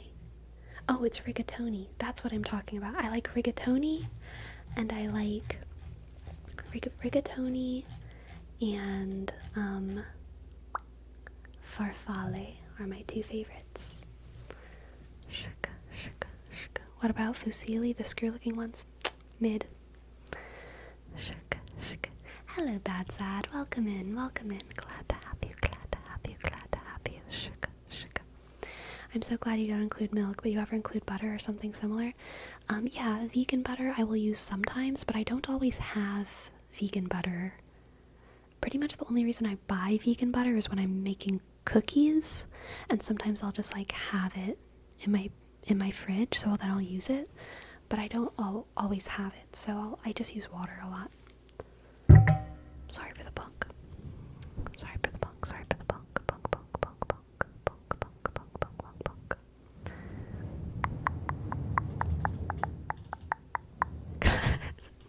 Eventually, check your microwave right now. Is there a potato in there? No, there's no potato in there. There's no potato. Have you tried glass noodles? Yes, they're fine. Hear me out. Instead of alphagetti, we would get sharkgetti, and it would be soup with tiny fishes and sharks. I love that. What about gnocchi? I honestly don't like gnocchi very much. Or gnocchi, sorry, gnocchi. I'm not the biggest fan of it. It's just okay. Important question, because I was thinking about Final Fantasy VII. Do you think Sephiroth could carry all the groceries in one trip? Furthermore, would he? I think Sephiroth would carry all of the groceries in one trip. And in fact, if you tried to help him, he would be like, no, darling. Your arms are not for carrying bags. And then he would take the bags out of your hand, and he would pick you up. Okay? That's what Sephiroth would do. He can carry the groceries and you back inside.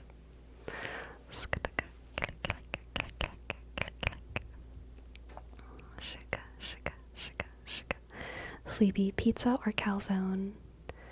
I don't think I've ever had a proper calzone. Also, I'm not the biggest fan of pizza. Pizza is very extremely mid. It's like actually the lower side of mid. I don't dislike pizza, but almost every food I would eat before pizza. So, like, I don't know, maybe a calzone's better than pizza, but I feel like I've never really had it properly.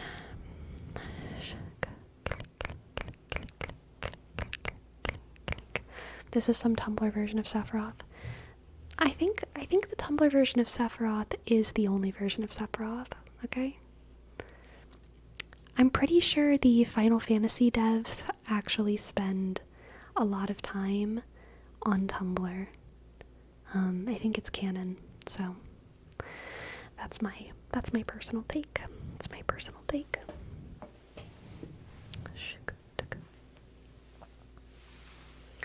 Hi Sleepy, I love your videos and was wondering if you do some more rambling style videos.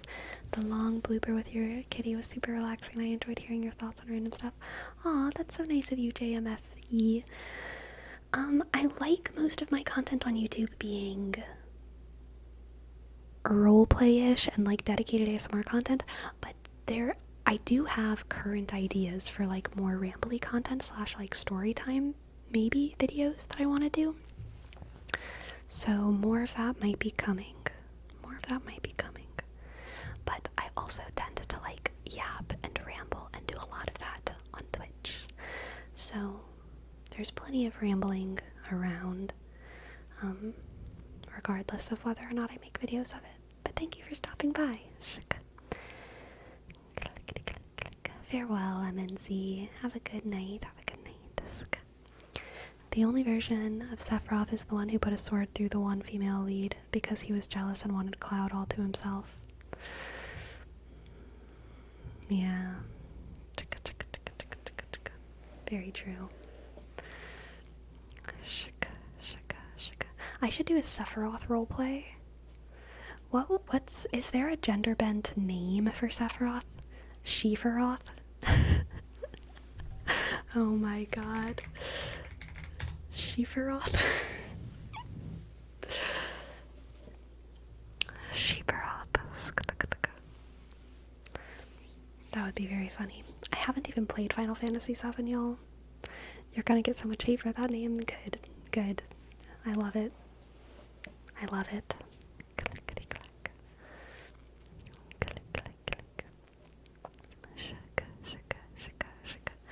I had a major, like, laugh attack earlier today.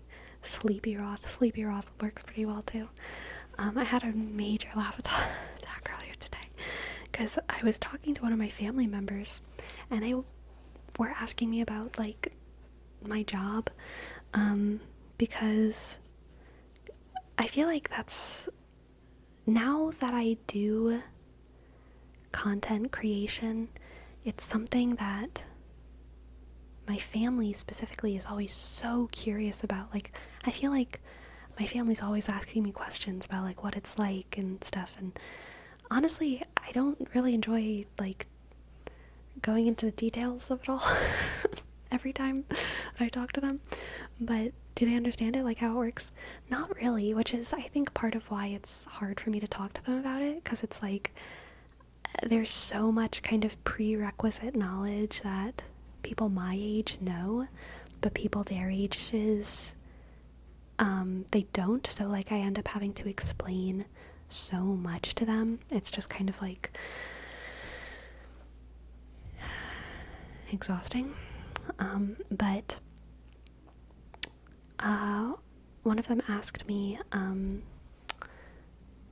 like, what one of the weirdest things was about my job or something like that, and I said that it was because I'm on display to so many people, whenever other people notice things about me that I haven't ever noticed about myself. A lot of times that's, like, comparing me to other celebrities, or, like, to other YouTubers, or to celebrities, or telling me things about my face that I've never noticed, or things about my voice that I've never noticed, because we always think, like, I know more about me than anyone else, but actually, especially on the internet, when you're being framed in such a specific way, other people can notice things about you that you would never think of, or, you know, other people know of YouTubers that you don't know, or celebrities that you don't know, and, like, they'll compare you, and you'll be like, oh my god, what the heck, I never thought that I would be anything like that person. But so that's, like, one of the weirdest parts, and they were like, oh, so, like, who have people compared you to? And I wanted to say Michael Cera, because many people have compared me to Michael Cera, which I think is funny, but I couldn't think of his name, and all I could think of was John Cena. And I was like, people compare me to John Cena.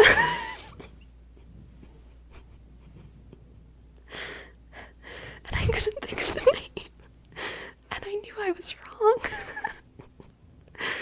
But I just couldn't think of it. And I was like, it's John Cena, but it's someone else. It's someone else. Eventually I found it. Michael Cera. I found the name in my brain. But it was a funny moment. It was a funny moment. Today I got a comment that said that I looked like a Cocker Spaniel, the dog breed, and I, like, can't unsee it now. I've never thought of that before, but I immediately, like, looked up pictures of Cocker Spaniels, and I was like, oh my god, I do look like a Cocker Spaniel. What? Oh my god, I look so much like a Cocker Spaniel dog. What? That's another weird one. Another weird one, for sure.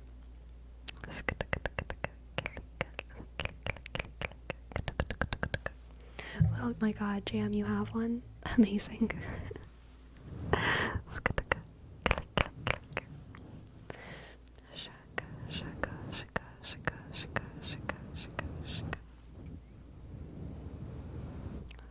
Now I'm looking at pictures of Cocker Spaniels. Yeah, it really shocked me, because I couldn't really remember what a Cocker Spaniel looked like. I'm not, like, a dog breed connoisseur. I know the big ones, and by the big ones I mean the popular ones, not the literal big ones. You two have the same hair color. How did I never put it together? Maybe you only watch me jam because of your Cocker Spaniel. I wonder, what did your family members say about you looking like John Cena? I mean, they were laughing. They were like, no way. They were laughing. They're a Sagittarius. Everyone in my family's a Sagittarius. That's not true, but I do have like a lot of Sagittarians in my family. So they had a pretty good sense of humor about it. They understood what was going on. Hello, JD. Welcome in, welcome in, welcome in, welcome in. Welcome in, welcome in, welcome in, welcome in, welcome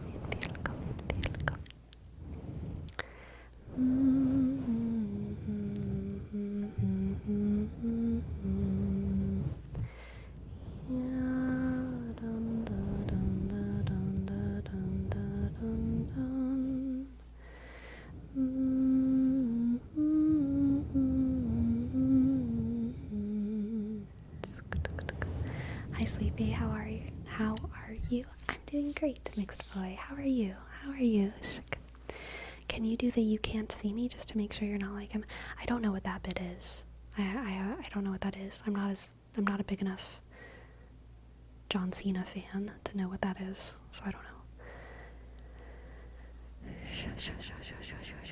Does your family still watch your videos from time to time? Yes, they do. Do they find your roleplays too weird? Like that you're stuck in the ceiling? No, they don't find my roleplays too weird. They, at least as far as what they say to my face, they like my videos. Sometimes I wonder if the family gossips behind the scenes about how, Tessa's roleplays have really gotten a little wild lately. And they just don't say it to my face, but that's okay. They're entitled to do that. That's what family does.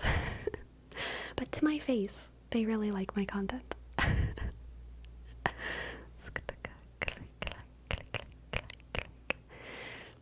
Does your family understand the concept of ASMR? Yes, they do.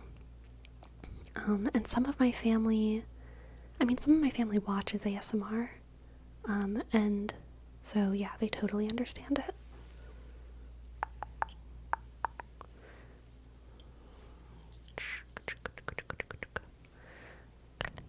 Do you have singing videos on YouTube? I do. I even have a playlist for it, if you'd like. And actually, there's Easter eggs for my family in my videos, and I can't tell you what they are. I can't, because it's too special. But I do put things in my videos sometimes, just for my family, that only they would get, like little inside jokes, like inside family jokes or references that are like more special to them. Have they gotten any? Oh yeah, absolutely.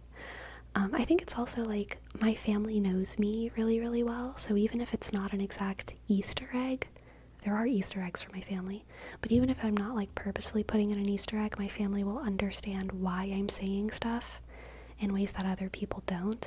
Like they'll know just like where I got my ideas and stuff like that, so I think they find that. I think that that's part of why they like watching the videos, is because they like to see how all of my experiences culminate in these ASMR roleplays. Uchihagen. I don't think I've ever said that in a video, but if I did, yeah, that would definitely count.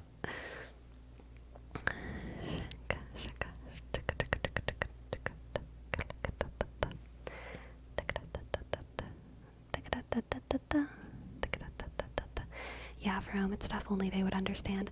And if I were to name it, I wouldn't want to name it. What about streams? Do they ever join? I don't know. Well, yeah, I know some of them do. Yeah. But I don't think any of them, like, watch all the time. But, yeah, I know that some of them have watched.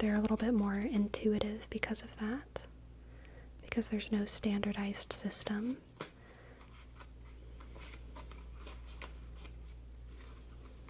These ones are upside down sometimes.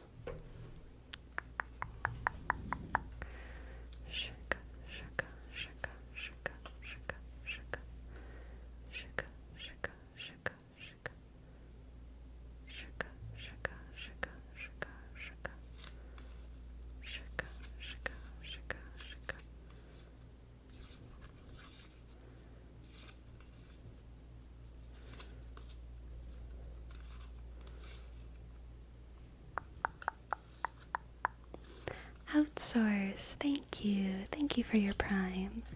Please do let me know if you would like a reading. Thank you very much for your Prime. Shaka, shaka, shaka. O, sk, U, click, T, click, S, O, shk, U, R, shk, C, E, click, 2, 5. Thank you. Thank you, thank you, thank you. Thank you, thank you, thank you. Thank you, thank you, thank you. What, Perome? That's insane. Turns out pro gamers are able to make good amount of money. Just today I watched WoW Dungeon Esports and the prize was 200k. That's wild. I remember there was some drama. I know there's been drama with pro league players not being paid enough, but I don't know anything about the pro league scene anymore.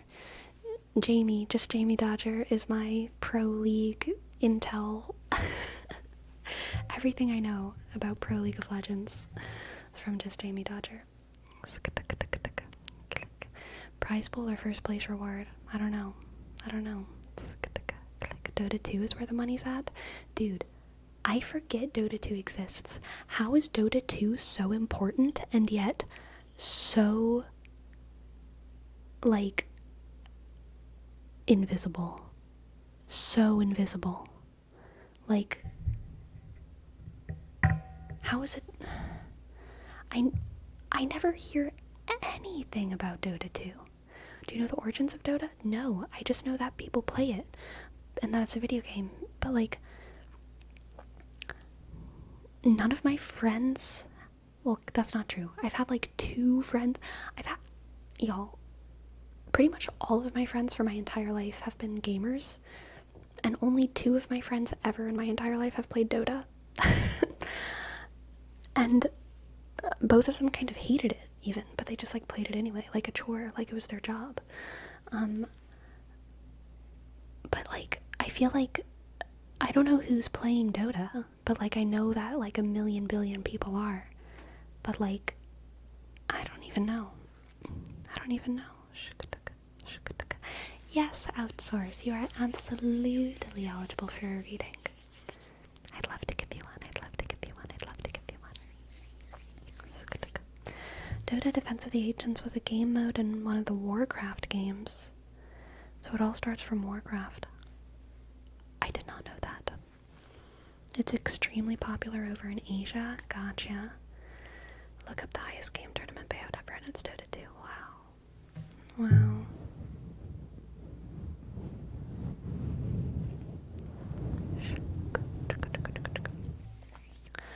Ooh, Jamie with the intel. Dota 2 isn't actually more money. The players aren't salaried by Valve, meaning League players are paid a payer salary as well as prize pool. Interesting. What is Valve? Who is Valve? Sounds like an evil company. Is Valve evil? Question mark. Okay, let's see what the cards have for Outsource 25.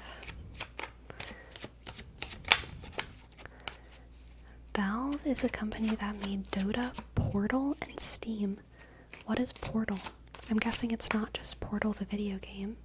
Or is it Portal the video game? Portal 1 and Portal 2 with like cake and stuff. The video game? Yes. Interesting. Interesting. It is Portal the game. What an interesting world we live in.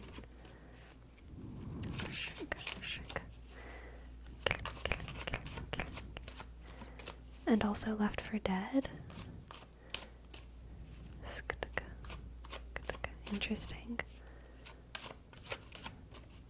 What is Valve? Down the rabbit hole we go. I guess so. But not before we do a reading for outsource. Outsource. Outsource. Outsource. Outsource. Outsource. Outsource. Valve is one of the good corporations, Standwaffle says. Interesting. Shka, shka. Gavin? What is Gavin? Is Gavin the CEO? A human? Has kept Valve pretty solid morally. Shka. Interesting.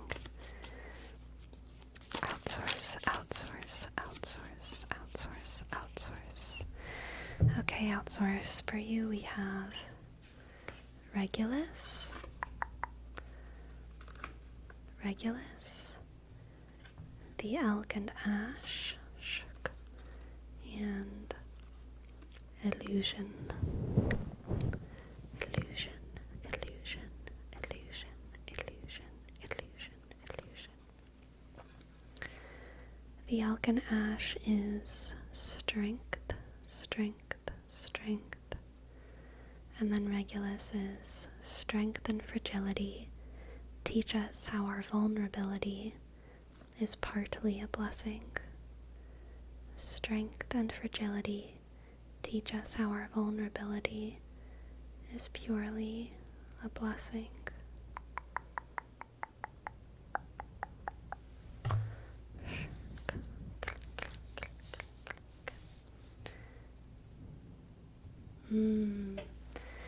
Strength and fragility coming up with strength. That's good. So the Elk and the Ash is reminding me of the song The Ash and Clay by the Milk Carton Kids, which was actually one of the first songs I learned on ukulele. The Ash and Clay. Whenever songs come up in my tarot readings, I always feel like all associations are relevant, and songs are so consumable, so outsource. If you haven't ever listened to The Ash and Clay by the Milk Carton Kids, maybe there's some message for you in there. Maybe there's a message for you in there. Let's dun, dun, dun, dun, dun, dun, dun. Bum, bum, da, da, dun.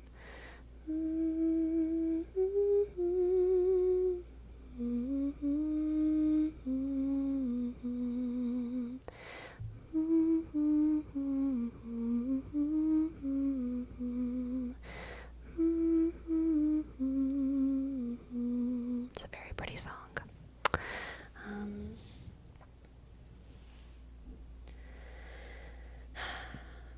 Strength outsource is a very important illusion here, I think.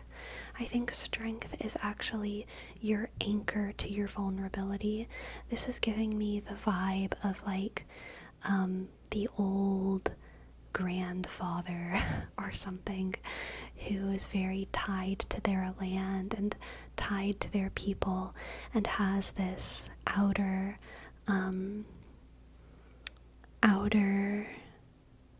image of strength, and yet it somehow doesn't feel egoistic or invulnerable. It shows their love for their family straight on their sleeve. It's the kind of strength that wears the vulnerability on their sleeve. It's the Elden Ring players that go in to battles like naked with like shitty weapons and like defeat the Dark Souls boss or the Elden Ring boss with pure skill. Okay, that is the kind of strength and vulnerability that you are being called to right now. Going in unarmored. Oh, this might be for some kind of specific interaction. Outsource, if there's some kind of specific interaction that is stressing you out because you don't know how it's going to go or how you're going to handle it, the message here for how to handle that is to put your vulnerability on the outside, to lay it all out, to be honest, to not be overly defensive, because in showing your vulnerability, you're going to be allowing the other person to be vulnerable with you as well. It's like a sort of olive branch, and it's also a way to set the tone. And if the other person gets defensive or aggressive, you don't need to sink to their level, all right? You don't. You stay on your level. You stay strong, and by strong, I mean vulnerable. Don't lose your vulnerability, okay? Don't lose your vulnerability, because your vulnerability is your strength. Strength and fragility teach us how our vulnerability is purely a blessing.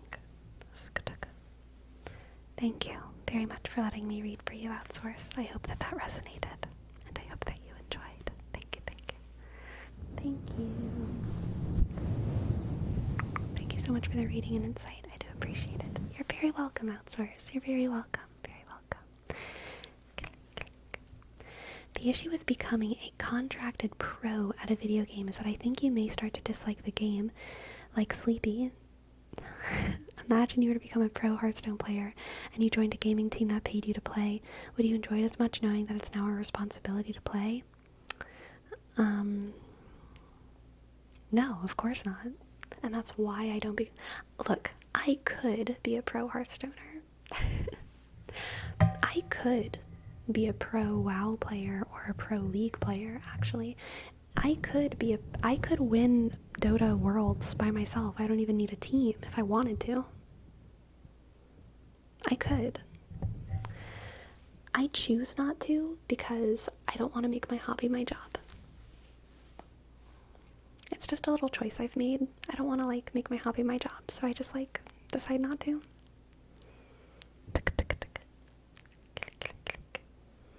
Exactly. Too busy having fun. I just want to make ASMR. I just want to make ASMR.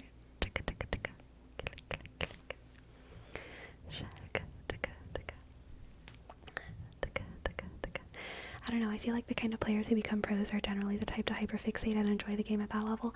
I also think that's true, just Jamie Dodger. I think the ones that actually become pros are absolutely that kind, the type to hyperfixate.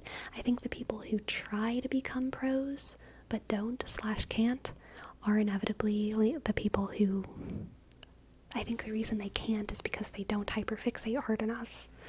I think they don't enjoy it enough. I think you have to enjoy it enough to hyperfixate enough to get insanely good. And I think that goes for almost any kind of professional athlete as well. Or even just the people who've made the greatest contributions to science have all had a horrible work-life balance because their life is their work and they hyperfixate and they obsess. And that is a type of person that definitely exists. They read every single patch note and test things out. Yeah, for fun. It's so true. It's so true. Wait, ASMR wasn't your hobby initially? Yeah, it was. It was. It still feels like a hobby. I still love making ASMR. Yeah, it's my hobby. It's also my job, obviously, but I do love it. I do love it. I have so much fun making ASMR.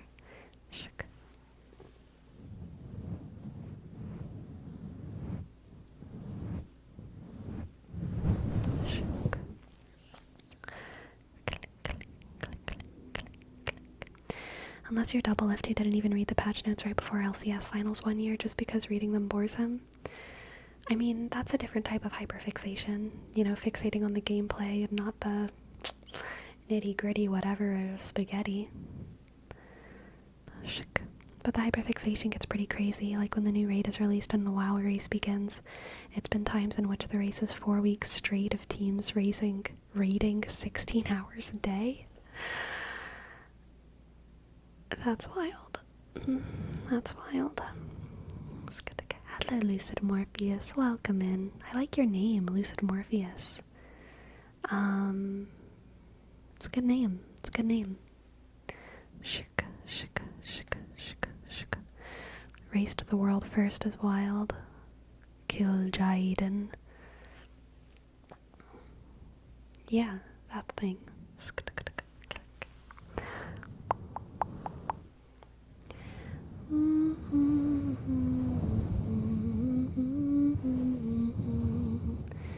We're coming home tonight.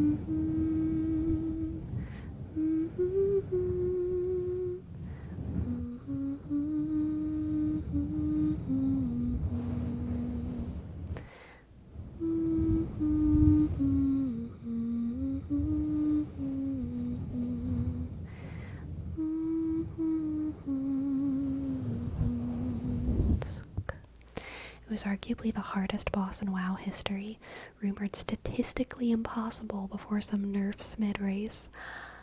Wow.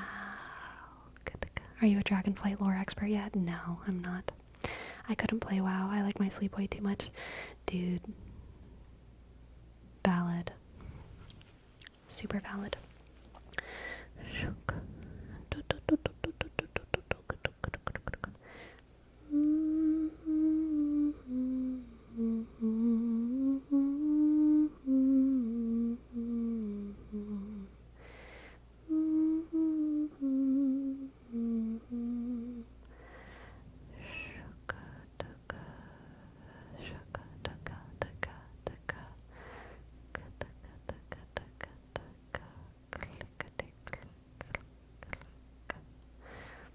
Click, clack, click, clack, tickety tack, tack, click, clack, click, clack, clickety tack, tack, tack, tack.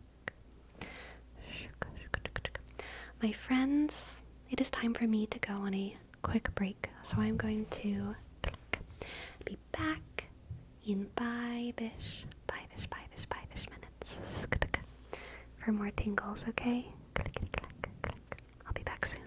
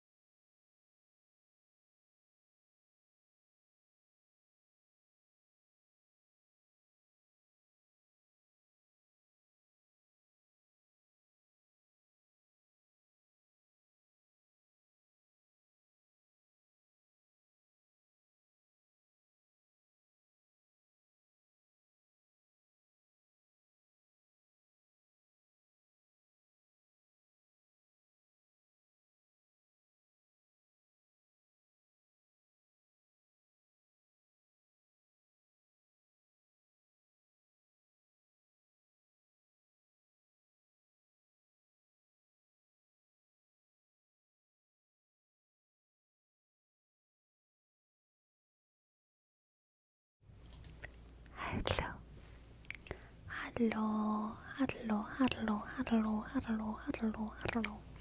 I put the ice cubes inside of my shirt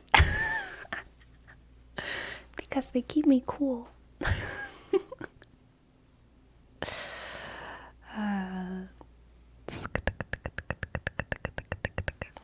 It's that warm. It's kind of toasty. It's not crazy warm. I just felt like it would feel nice to have ice inside of my shirt.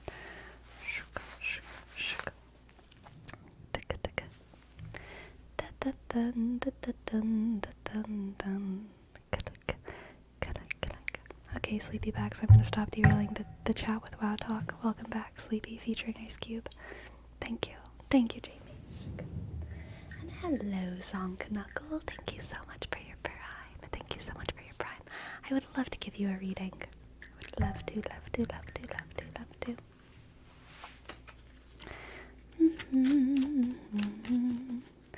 What do the cards have for Zonk Knuckle?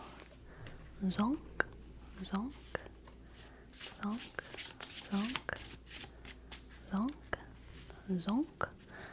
Zonkadoodle went to town riding on a pony. Zonka, zonka, zonka, zonka, zonka macaroni. Do y'all have that song in England? Or did we only have that song in the United States of America? Yankee Doodle went to town riding on a pony. Stuck a feather in his hat and called it macaroni. Shaka, shaka, shaka, shaka, shaka, shaka, shaka. Yeah, we had that for sure. Interesting. Interesting. The card just fell around. Let's see. Let's see. We had the tune, but never knew it had lyrics. You didn't know it had lyrics? Oh yeah, it had lyrics. I'm pretty sure the origin of that song is I don't think it's that song specifically, but I think... No, maybe I'm thinking about Oh Susanna. A lot of these old American songs were sung during,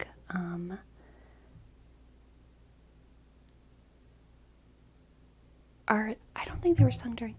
They were written by the same people who were writing music for minstrel shows, so they're kind of problematic in their origin. Not the Civil War. After the Civil War. I don't think the songs themselves were specifically about minstrelsy, but I could be wrong about that. But the authors, not the authors, composers, lyricists of the songs were people who engaged in like writing minstrel shows and stuff, which is like super problematic and super bad. But the songs are part of the American musical subconscious at this point. I feel like Brits just added lyrics to it. So I think that specific song, any song that talks about like, well, there's a lot of these old American songs that are about, they're supposed to be teasing British people. And I'm pretty sure that's one of them. But I don't even really know how or why. So it makes sense that British people would like take the song and like make it profane. Anyway, zonk. Zonky zonk, zonky doodle. For you we have Libra, Libra, Libra. The finch and the peach. The finch and the peach. Click, click, click. And the mirror. I think Yankee Doodle was British people teasing the American colonists. That makes sense. Maybe that's true. I honestly I don't remember anything. Although that would make sense. Yankee Doodle went to town riding on a pony, stuck a feather in his hat and called it... Is it actually macaroni? And called it macaroni. That would make song. Was that song for Barney too in English? I have no idea what you're talking about. Zonk. For zonk, we have Libra, Libra, Libra, Libra, Libra, shik. The Finch and the Peach romance and the mirror. It is insane how synchronistic these reasons are, Zonk. Libra is the card of justice and balance. To see that with the mirror and romance is so freaking cool, Zonk, alright? It's so freaking cool. There's a major sense of duality and balance. Duality and balance in this reading for you. This gives me the feeling of meeting your match, okay? Meeting your match. Meeting someone who is the same essence as you. There's a distinction in a lot of these more esoteric circles between what a soulmate is versus what a twin flame is. Generally, a soulmate is someone who you're very synergistic with and who you have a lot of compatibility with. Where someone who is a twin flame is someone who you match. So it's not that you're synergistic, it's that you're synchronistic. It's not that you complement each other, it's that you are reflections of each other. And both of them can have, both twin flames and soulmates can have very beautiful kind of relationships. And depending on which person you talk to, they'll say, you know, one is more desirable than the other, one is better for friendship, one is better for romance, blah blah blah blah blah blah blah. But basically I think that this is a twin flame connection coming in to your life very, very soon, Zonk. Someone who reminds you of yourself in such a way that it makes you love yourself. It inspires you to be more comfortable being yourself around them, and when you're not around them, loving them helps them love yourself. Them loving and you loving them helps them love themselves.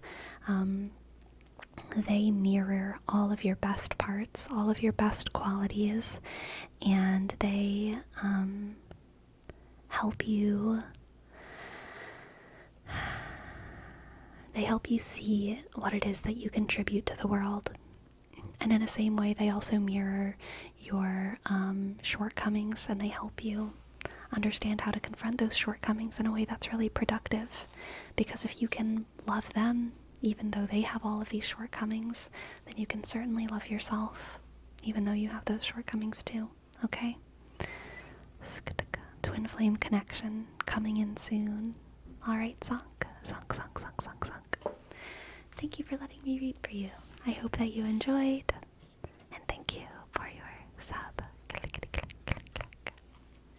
Basically saying those idiot colonists are so backwater and stupid they'd think a feather in the hat is high fashion sort of thing. Yeah, I think that makes sense.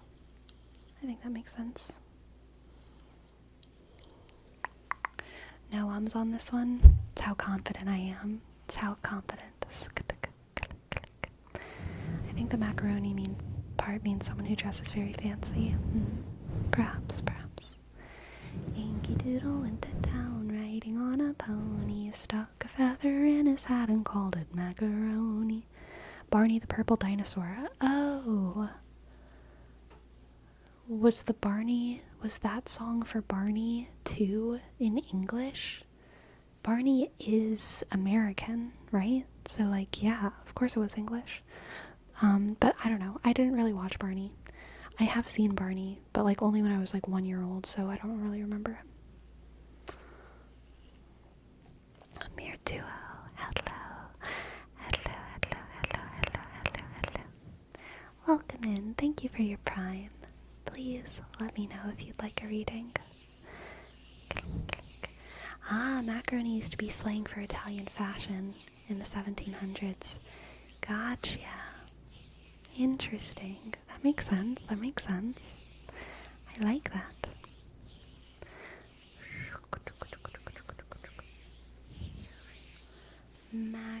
Macaroni, Yankee Doodle into town, riding on a pony, stuck a feather in his cap and called it macaroni. Yes. Yankee Doodle into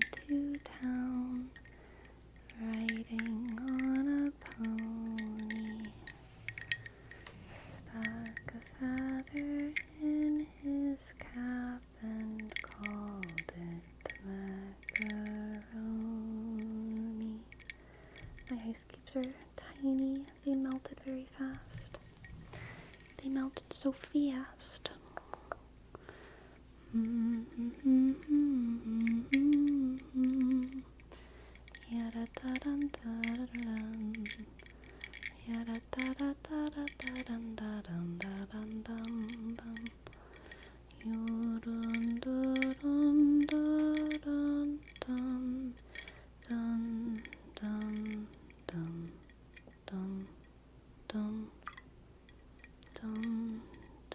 Little tiny ice cube.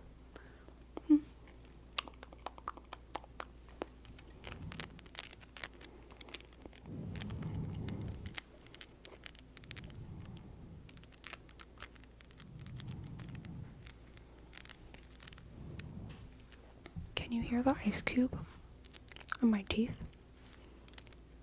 I think you probably can. It's gone now. It's melted.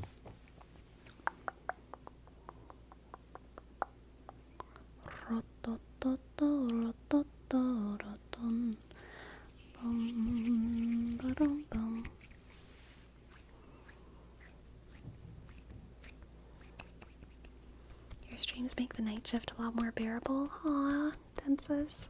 I have such a soft spot in my heart for night shifters because I used to be a night shifter. It is such a distinct vibe. No one understands except for other night shifters. I feel for you, and I am so glad that I can help you get through your shift. Densis, I feel for you.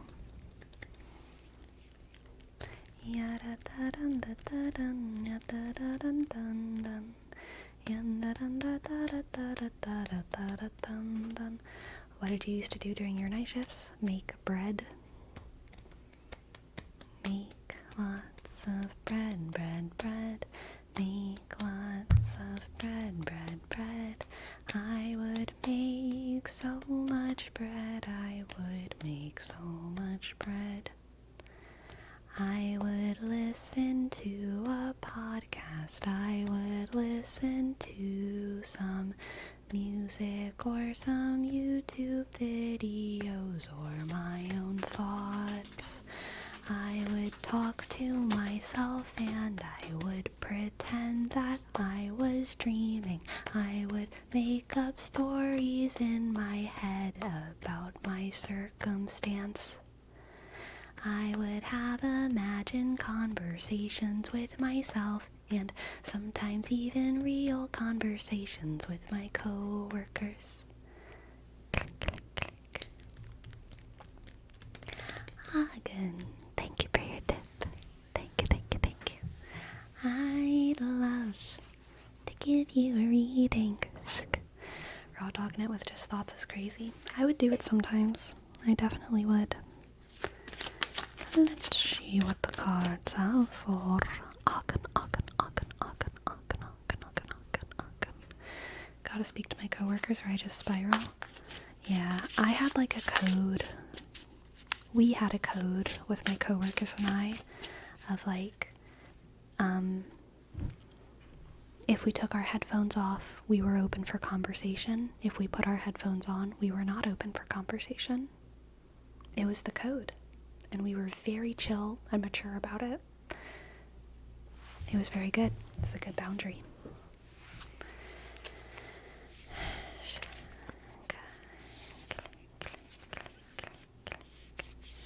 Let's see what the cards have. Let's see what the cards have. We have Preserve, the Bobcat and the Blackthorn, and Dash. Preserve, Patience, and the Dash. You know, I'm not gonna lie, Agen, all of these things feel a little bit contradictory to me, which is interesting. Let's see if we can piece it together, okay? The Bobcat and the Blackthorn, Patience, Preservation, and the Dash. Patience, Preservation, and the Dash. Good. I think patience is the fastest way for you to get what you want. Again, I think trying a whole bunch of different things and jumping from thing to thing in search of the best thing is maybe like a temptation that you have, or something that other people might be suggesting, like, oh, if this isn't working fast enough, just do this, just try this, just do this, just do that. But actually, the best thing for you to do is to just stick with a thing for a while. Stick with a thing, and that will be the fastest way for you to get results. It's like skincare, you know? The best thing for you to do for your skin is consistency, really. It's not trying a million different products to like figure out what works. That has value. There are certain products that will work better than like other things, but the best thing for your skin is consistency. And I think a lot of times that's true with general health stuff. So yes, patience, Aken, patience, preservation. Patience is the fastest way for you to get results. Patience is the fastest way for you to get results. So stick to your plan. Even when you start questioning it, you gotta give it time. Alright? Gotta give it time. Thank you for letting me read for you. I hope that you enjoyed. And thank you for your tip. I hope that it resonated. I am very flattered. Thank you very much. I'd pretend I was working in a bakery in a fantasy setting when a group of adventurers came in or something. Heck yeah. Click. Or pretend my comfort character was doing my tasks with me if it was a particularly taxing day sensory-wise. Yeah, for sure.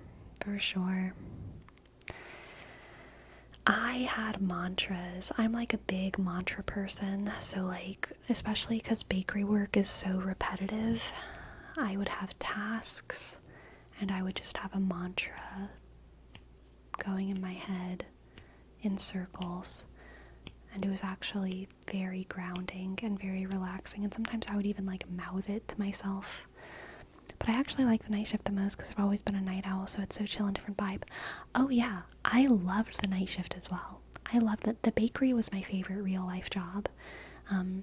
Basically meaning the bakery was my favorite job other than being an ASMR person. I loved the night shift for similar reasons. It felt like I had my own space, and it felt like I was out of sync of something that I didn't want to be in sync with, which was the normies. I felt good being a night shifter. Thank you, Sleepy. It does resonate, and I do appreciate the interpretation of my weird reading. I'm glad. Click. Maybe you said it before, but why did you get the night shift at the bakery? Because that's when it was. That's just when it was. There was no day shift unless I wanted to work like in the front of the shop, like selling the bread. But the bread is made at night and is sold in the morning. So that's just kind of how it was. Sugar.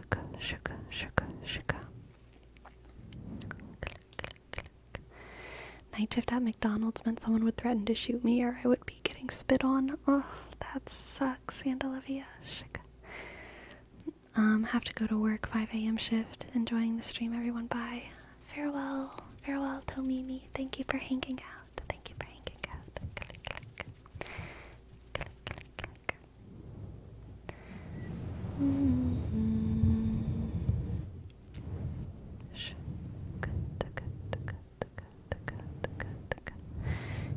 Hello, Raylan. Welcome to the chat. Welcome in.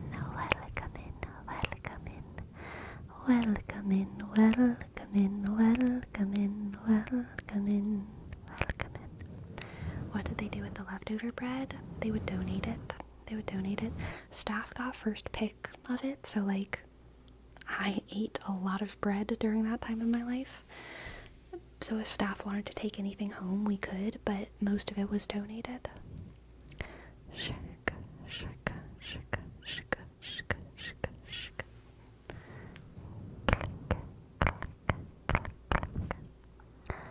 Shuka da da da da da da da da da da da da.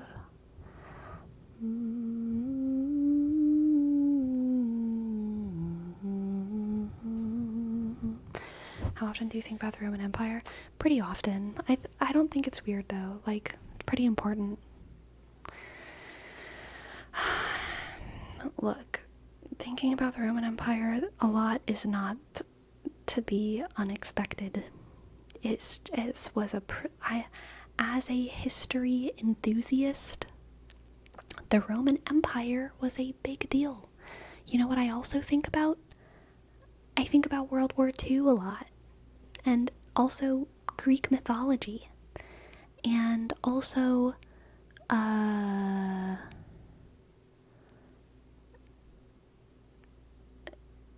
the Jesus. I think about it a lot. There's a lot of history to think about. There's a lot of history to think about. Hello, Stitching. Did your bakery have the worst, loudest, squeakiest dough rack carts known to man? Oh my god. Yes. Yes. Do all bakeries have that? Do all bakeries have that?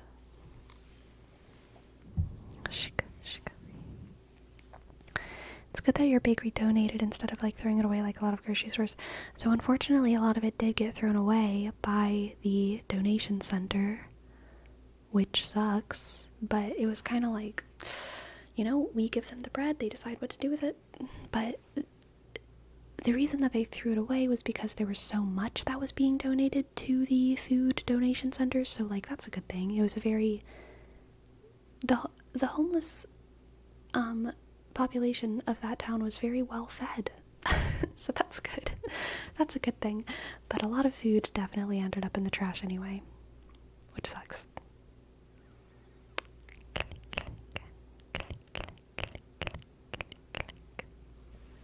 Macaroni vibes?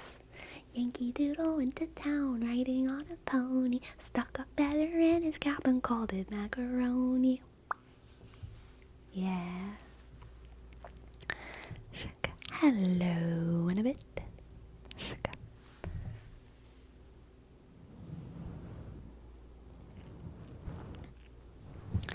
That's nice. My younger brother works at a restaurant and he says that they're allowed to eat whatever's left by the end of the day, but they're not allowed to take anything home. Interesting. I feel like the standard practice for restaurants is that you get a free shift meal. That should be standard. Free shift meal. One free meal per shift. Also, in my experience, it's been okay to take stuff home that was unsellable for whatever reason. So, like, every restaurant that I've worked, I've been a scrap collector. So at the end of the day, I can make like a big bowl of all of the scraps, the tomato butts, the bread butts, the lettuce that wasn't pretty, like whatever was a scrap, the bread that was slightly old. I would just make a big bowl. Or like the soup that couldn't be reheated again at the end of the day because it had already been sold like for 2 days in a row or something. Yeah. I would collect scraps throughout the day, so I would have a shift meal, and then I would take home a scrap meal.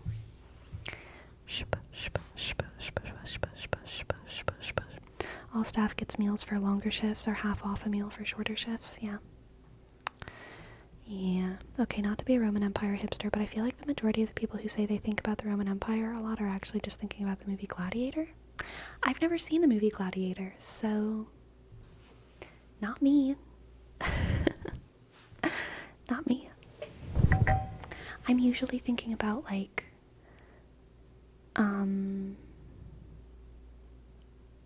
church history or Emperor Nero or old art, like Roman art, Pompeii. I think about Pompeii a lot. I think about togas a lot, and Romans like shitting on their rooftops, and Roman graffiti, and Diocletian, and all of the Catholic cephalophores. And I think about the Roman occupation of England and how like messy it was and how silly and like weird, because I like Anglo-Saxon history.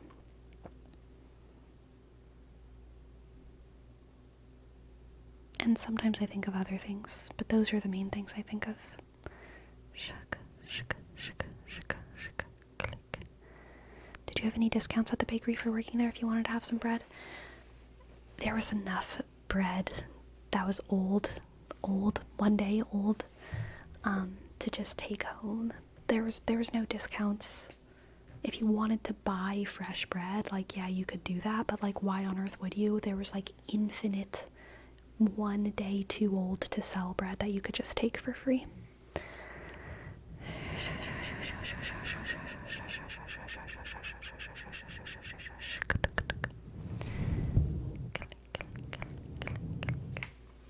I think about Roman aquifers, nice, and also Boudica, because what they did to her daughters makes me sad. I don't know who that is. If you had the ability of one animal, what would it be?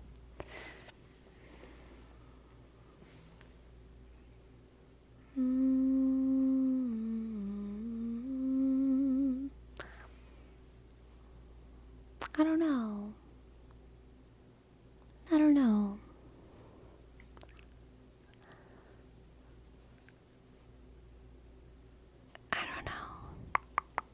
Favorite Roman emperor? Gosh, I don't think I have one. Oh, I think about Mahmud II a lot, the conqueror. Mahmud the Conqueror, Constantinople guy. I think about him a lot. I don't know if that counts as thinking about the Roman Empire. I think it counts as thinking about the Roman Empire. It was the fall of Constantinople, right? But that guy's one of my history crushes, which is sad because I'm pretty sure he was gay. But that's okay. That happens. Click, click, click, click, click.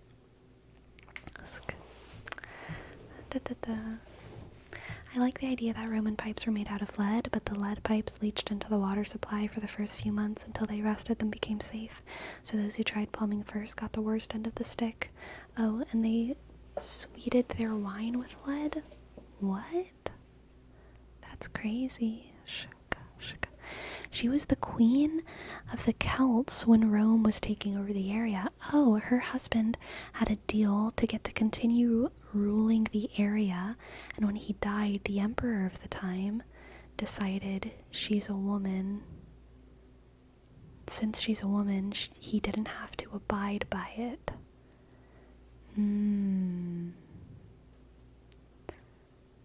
Interesting.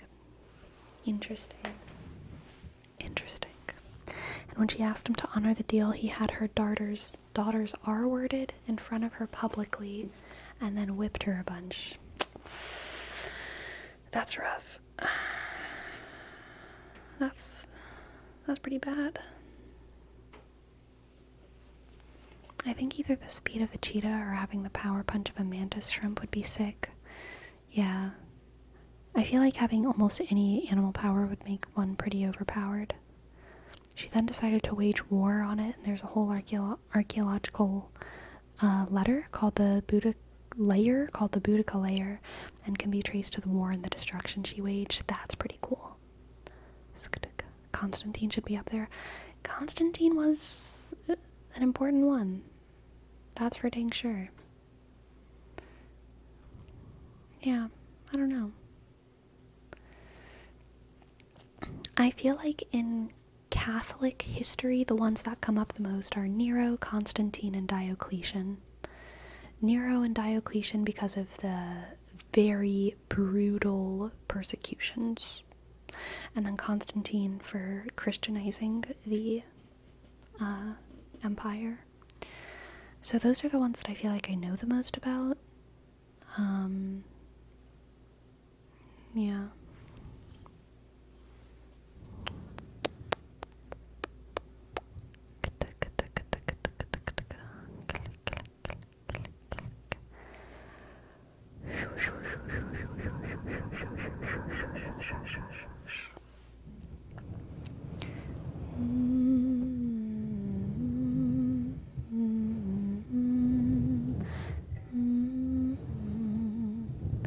What would your death row final meal be? Dude, I can't think about death row. That makes me too fucking sad. I can't. Too sad.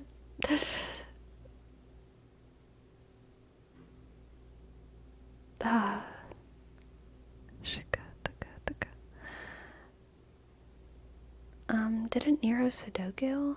I don't know. I didn't think so. Did he? I have no idea. Did he? I thought he was like assassinated or something. How did Nero die? The Praetorian Guard, his palace guard, abandoned him, and his freedmen left to embark on the ships he kept in readiness at Ostia, the port of Rome. Nero was obliged to flee the city. According to Suetonius, he stabbed himself in the throat with a dagger.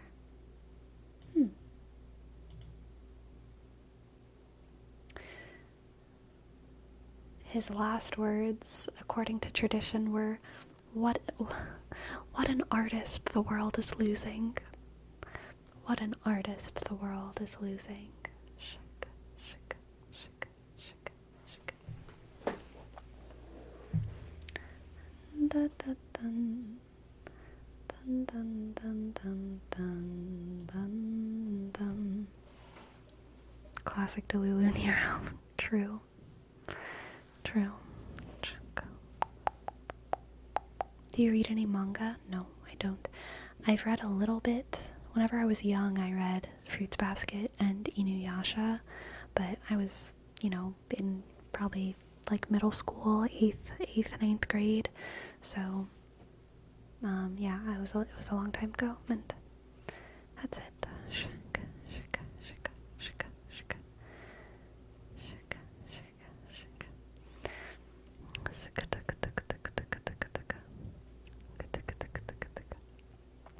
If you had the ability to hibernate for an entire season, would you? Oof, no. No. I like life. I do like waking up. I like living. I have a question. How did the Industrial Revolution change people's self-reliance? How did the production of iron change during the Industrial Revolution? Please explain. 5 marks. The Industrial Revolution changed people's self-reliance because they became more self-reliant, because they became workers at factories, because before that, they were more like craftsmen or agriculture people, but all of a sudden people started working in factories, which means that their bodies were suffering and they had much less time, but they had much more money, maybe, or they were being underpaid because unions hadn't done their thing yet, so they were maybe just suffering. But if they were lucky, they were working for money, which gave them a little bit more freedom of how to spend their wealth, because they weren't having home money operations anymore. And how to production iron changed during the Industrial Revolution. It got better. It got a lot more efficient, faster, better, smarter, bigger. Yeah, that's it.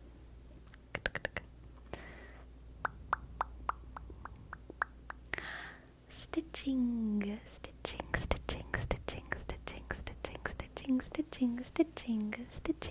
Thank you so much for your tip. Stitching. Let me know if you'd like a stitching reading.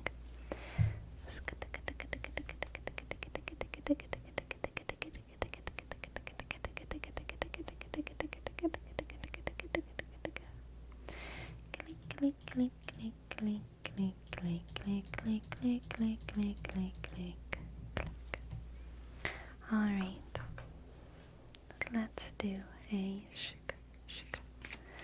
reading, for stitching.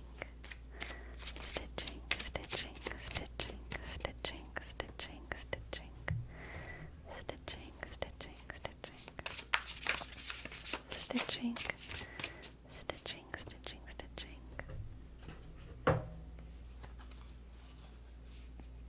Stitching, stitching, stitching, stitching, stitching, stitching. We have ebullient, the moth and eucalyptus, and ending. Oof, and the lock. This definitely feels like a goodbye. A goodbye stitching, stitching, stitching, stitching. This feels to me like a gentle goodbye. A gentle goodbye where it's just time for something to end naturally, but also for you to not turn back. Okay? Don't turn back. It is time for you to become free of something, maybe someone, and for you to close a door and let life take you somewhere new and somewhere fresh and somewhere mysterious, to float into that mystery and not turn back, okay? Lock the door, throw away the key, and sink into the mystery of the future. Burnout Club, what are you doing? What are you doing? Thank you so much. Thank you so much for gifting 5 subs. I appreciate it. Thank you, Burnout. Burnout, burnout, burnout. Clap, clap, clap. Thank you. Thank you, thank you, thank you. Shk, B, click, sk, R, N, click, O, sk, U, T, click, click, C, L, U, shk, B, sk, underscore. Thank you, thank you. Shk, chka, chka, chka. Chka, chka, chka. Click, click, click, click. Yes, stitching. A peaceful goodbye. I think it's going to be a goodbye that feels good, okay? It's going to be a Marie Kondo moment where the initial cut off, the initial closing of the door might sting a little bit, but as soon as you hear that click, you're going to feel so light. You're going to feel so light, like you could just float away. Okay? It's gonna feel really nice. Thank you for letting me read for you. I hope that resonated. I hope that you enjoyed. I wish you luck on your journey of goodbye. And so does my cat. Thank you, thank you, thank you. Thank you, thank you, thank you. Thank you, thank you. You're welcome, Stitching. What do you want, Gracie?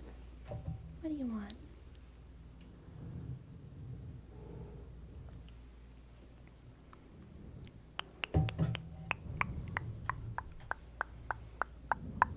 Shaka, shaka, shaka, shaka. Click, click, click, click, click, click, click.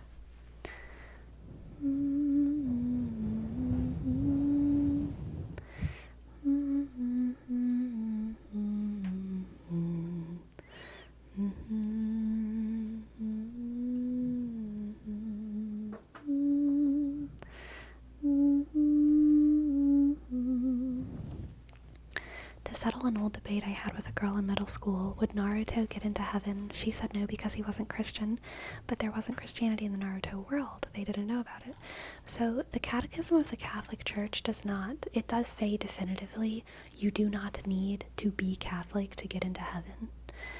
It does not say definitively exactly what you need to get into heaven. because none of us can know. None of us can be the judge.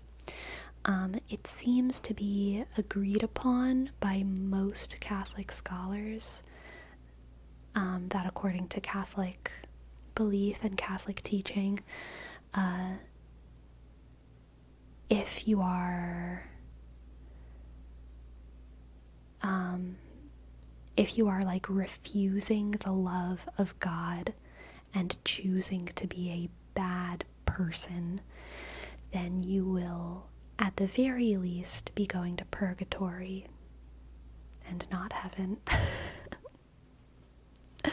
But the general rule within the Catholic Church is that we can't know who goes to heaven and who goes to hell.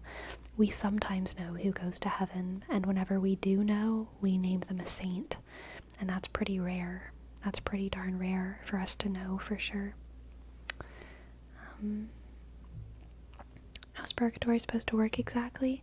It's a purgation phase. If you have sins on your soul at the time of death, then you go to purgatory to do penance, to pray, and to be purified so that you can enter the kingdom of heaven, because impure souls must not enter the kingdom of heaven, because that doesn't make sense.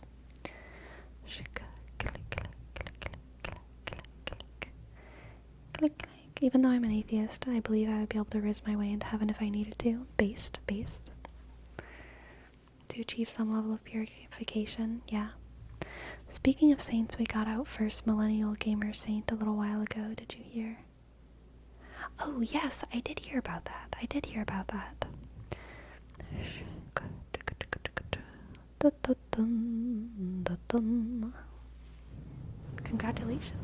Congratulations to the first millennial saint.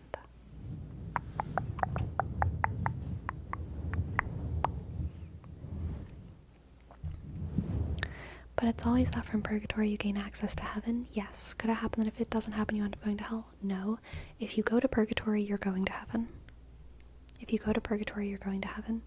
It might take longer for some people to get into heaven than others. But if you go to purgatory, you're getting to heaven.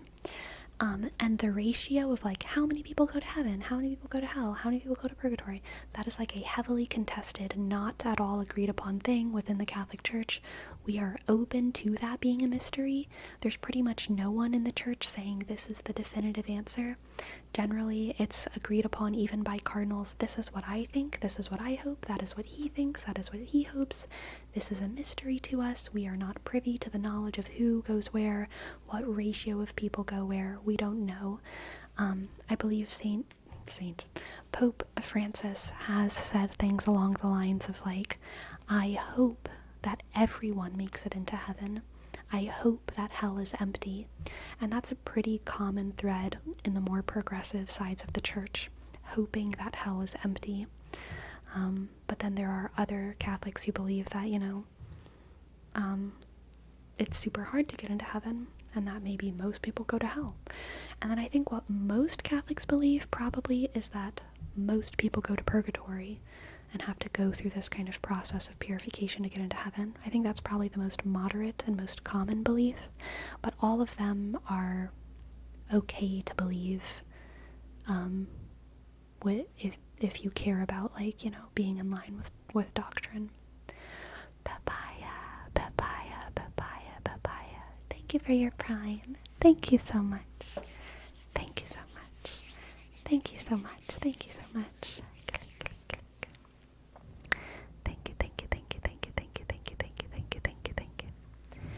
Thank you.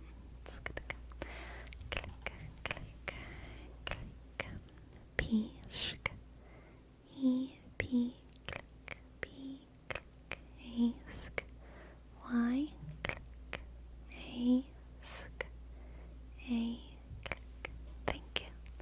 Thank you. Thank you. Thank you. Thank you. Thank you. Thank you. Thank you. Thank you. Thank you. Thank you.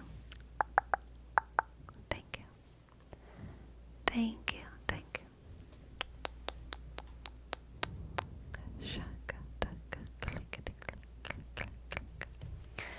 concept of hell never made much sense to me, because why would Satan torture the people who didn't follow God's path? It's not exactly that Satan is torturing them.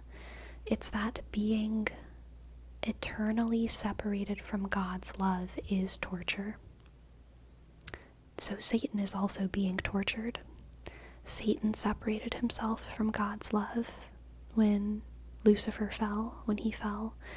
And so Satan is the torture of hell is being eternally separated from God's love. That will be artistically represented with, whipping and stretching and dismembering and mutilation, but none of those things are really like canon. The canon torture of hell is being eternally separated from God's love and from God's light, which happens whenever you choose to be separated from God's love and God's light.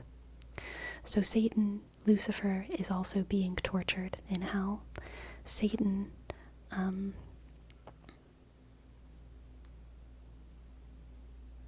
hates God and continues to choose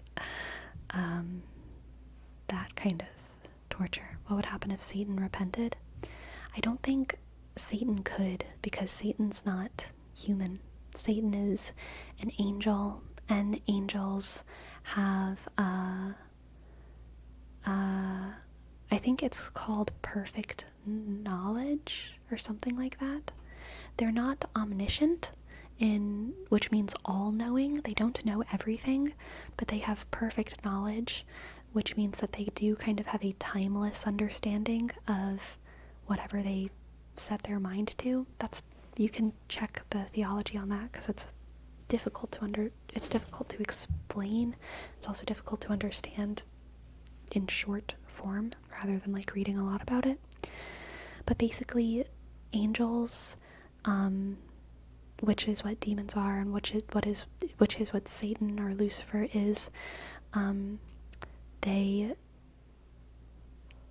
they can never learn anything that will change their mind. Basically, they can't learn more. Yeah, exactly. They're set in their ways. They can't learn more, so nothing's going to change their mind, so they would not repent. They still have will, and they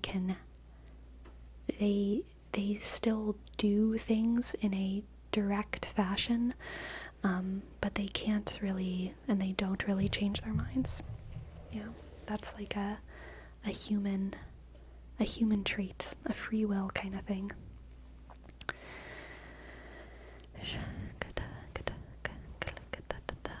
But yeah, for a human to go to hell is not really for them to be tortured by Satan exactly. It's more that Satan and the demons' torture of the people on earth is what can result in them choosing to reject God's love and end up in hell themselves, eternally separated.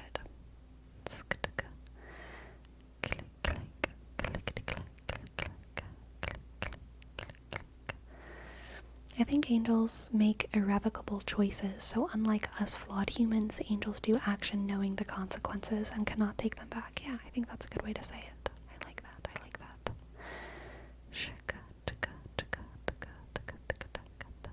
Since we are imperfect, we're allowed to fail, but angels are held to higher standards. Yeah.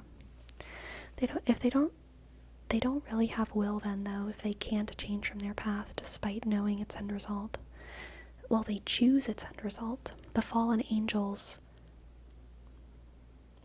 chose to reject God's love, and they followed their will, knowing its end result. That is will. One could even argue they have more will than us, because we don't know. we don't know the consequences of our actions. We can guess, but we don't really know.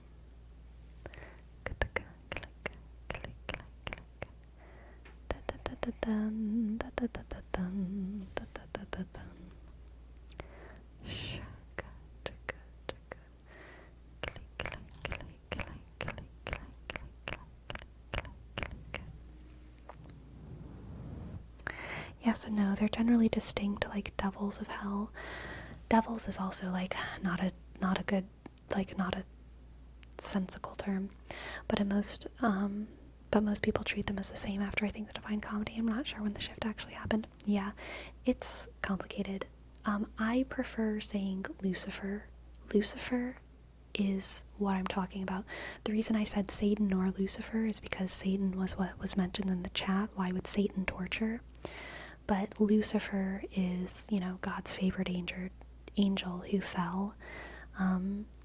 There are also other names that are in pop culture kind of used interchangeably. And yeah, Diablo would be another one of them. Diablo's the devil. So devil actually didn't start being used until Christianity made it to the UK. And devils in English folklore are kind of like little evil tricksters. They weren't even necessarily tied to hell yet. In British folklore, the devils were just, they were very similar to demons, except they didn't have any tie to like angels or heaven or God or anything like that. They were like a separate thing. Little devils running around playing tricks. Witches would make deals with little devils. But eventually that kind of got mixed in with Christianity, and devils became demons, and then the devil became Satan, aka Lucifer, aka El Diablo, aka Beelzebub. There's many different names. But in the contemporary day, they're usually referring to the same idea of like the big guy of hell, the devil, El Diablo, Satan, Lucifer, Beelzebub. Yeah. But they were all originally different things. Yes. I think it's better to think Lucifer and Satan as aspects of hell rather than one entity. I think Leviathan, Beelzebub, Behemoth, similar to the Trinity, they can be thought of as aspects of hell or separate entities. Interesting. Click. Isn't Little Sunshine? I've never heard of Little Sunshine as a way to refer to the devil. The Morning Star, though, is one. The Morning Star. Also, The Morning and the Evening Star as a title. The Morning and the Evening Star. Unfortunately, the Morning Star is also a name for Jesus, which, the more conspiratorial Gnostics and like alternative Christians will conspiracize over, oh my god, they have the same name, they have the same title. But Samael is another name, yeah. But the more traditional Christians will look at these crossover names and say, of course, the enemy. Oh yeah, Lightbringer is one. Of course, the enemy would try to convolute the titles of God and the titles of Jesus and everything good by having all of these different confusing names. Yeshua is a name for Jesus. I've never heard Yeshua as being a name for the enemy, but that would be interesting. But I don't know. But yeah, the more traditional people say that like all of these convoluted titles are a method of confusion by the enemy to make it difficult for us to discern what is good and what is bad. Lightbringers, yeah, and Lightbringer and Lucifer are also oftentimes compared to Prometheus, and so sometimes in a lot of like old poetry, Prometheus will be kind of a poetic symbol for Satan or Lucifer or the enemy as well. Have you seen the morning star now that you're waking up early? I don't often, no. why did Lucifer fall? Pop culture has kind of whoopified him now, so I'm not sure what's the real story, so to speak. Because he was... So there's a couple different creation accounts, but what's generally in all of them is an element of jealousy that Lucifer had, where Lucifer was jealous. Lucifer was either jealous of humans because humans were made in the image and likeness of God, or Lucifer was disgusted by humans and was repulsed by the fact that God loved these little wormy creatures more than him. So they're kind of both a form of jealousy, but slightly different characterizations of it, I guess. But basically, Lucifer was God's favorite angel, God's little right-hand man, and once God, and the angels lived with God for like a zillion gazillion timeless years before God created humans.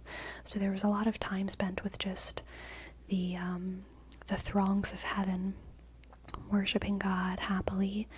And so whenever God decided to make creation and make humans, it caused a rift between all of these immaterial beings that God had loved for so long and the material world that God was now focusing on so much.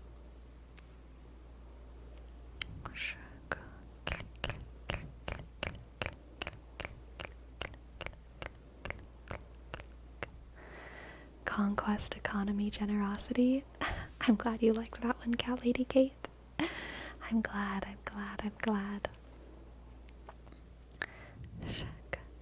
Why was he called the Morning Star? Is it related to him also being called the Son of the Dawn?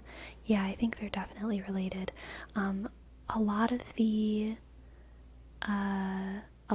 very like ancient Hebrew astrology, the stars were angels and demons. A lot of the different stars were angels and demons. A lot of the planets were angels. And the morning star was Lucifer. And that's basically it. That was that one. And I think maybe it was probably related to the fact that it was like the first one, God's favorite, the first one, the light bringer, the first one, the light bringer, the one you see first. The light, that's the first light, is the morning of the star, which is Lucifer, the light bringer. Probably related to that. Son of the Dawn, same vibe. Son of the Dawn is also another name for Jesus. Confusing things.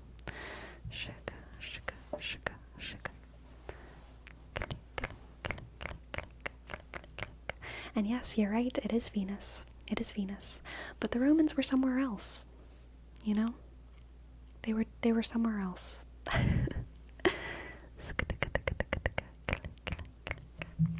So he was the favorite and got mad when the new baby came along?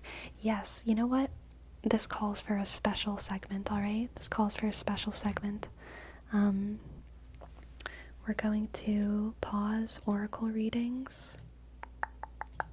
And I'm going to be right back with my angel book so that I don't misspeak on my history here, alright? I'll be right back.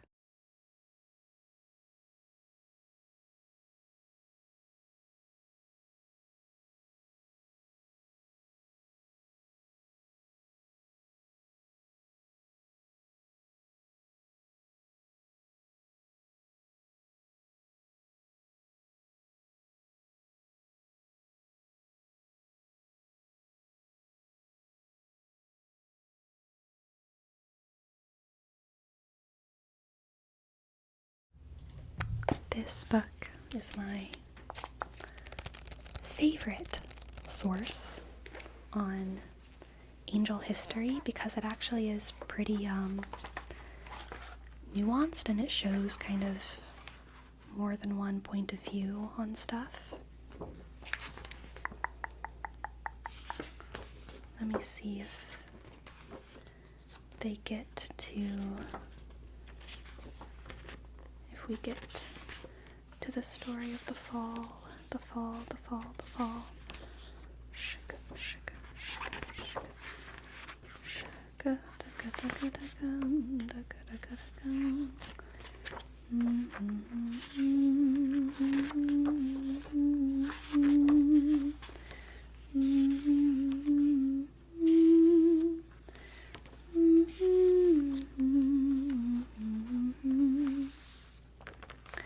All right.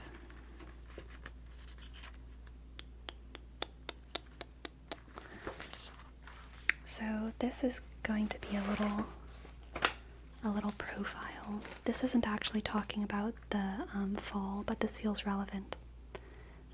When you get a moment, could you drop the title and author? Yes, I got this from a lawn. Someone was just throwing out all of their books and put it by the curb, and there were so many amazing gems in it. This is Angels and Endangered Species by Malcolm Goldwyn. And whenever I picked it up, I thought it would just be an art history book about representations of angels, because that's what it describes itself as. It's like, this looks at representations of angels through the ages, but it's actually such a good source on deep, intricate angel history from across the globe. It's like an amazing source. I love this book.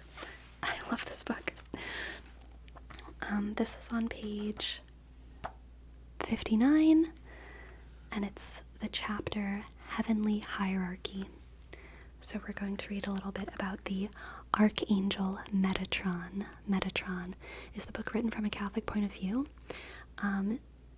No. It is mostly about Catholic Europe and Catholic history, but it shows multiple different points of views. The Archangel Metatron. We now come to an entity who, we are assured by many rabbis, is really the greatest angel of all. It must be remembered that there are many contenders for the heavyweight throne, for any confusion probably arises for their over-enthusiastic supporters. Metatron certainly has substantial claims which are favored by the rabbis. Although a Christian angel, he is more of an enigma than most.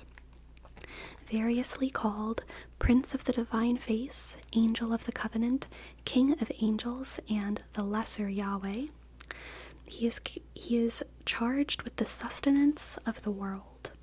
In this and on many other occasions, he absorbs territory usually claimed by other archangels, especially with Michael, with whom he is mostly identified.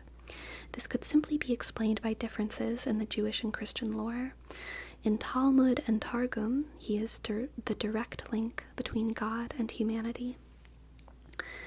In terms of seniority, Metatron is actually the most junior in the heavenly host. In one version, his history, he was once the patriarch Enoch, who was transformed into a fiery angel with 36 wings and countless eyes. This would only make him about 8,500 years old. While this is doubtless impressive by moral standards, it hardly registers on the angelic scale, if we are to believe that the angels were created at the same time as the universe, 15 billion years ago. There's a beautiful passage early in the Chronicles of Enoch, when the scribe first visited heaven before his death and transformation. From the perspective of our century, the scene is like a rehearsal for what was to come. Then the Lord said to Michael, "Go and strip Enoch of his own clothes, anoint him with oil, and dress him like ourselves." And Michael did as he was told. He stripped me of my clothes and rubbed me over with a wonderful oil like dew, with the scent of myrrh, which shone like a sunbeam. And I looked at myself, and I was like one of the other angels. There was no difference, and all my fear and trembling left me.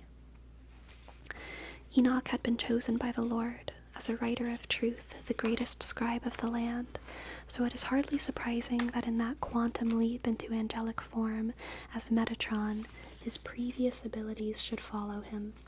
For Metatron is known as the heavenly scribe who records everything which happens in the etheric archives. This mighty angel has another, more sinister side, being identified with Satan, or with the earlier office of Ha-Satan, the adversary. There's a passage in Exodus which refers to Metatron.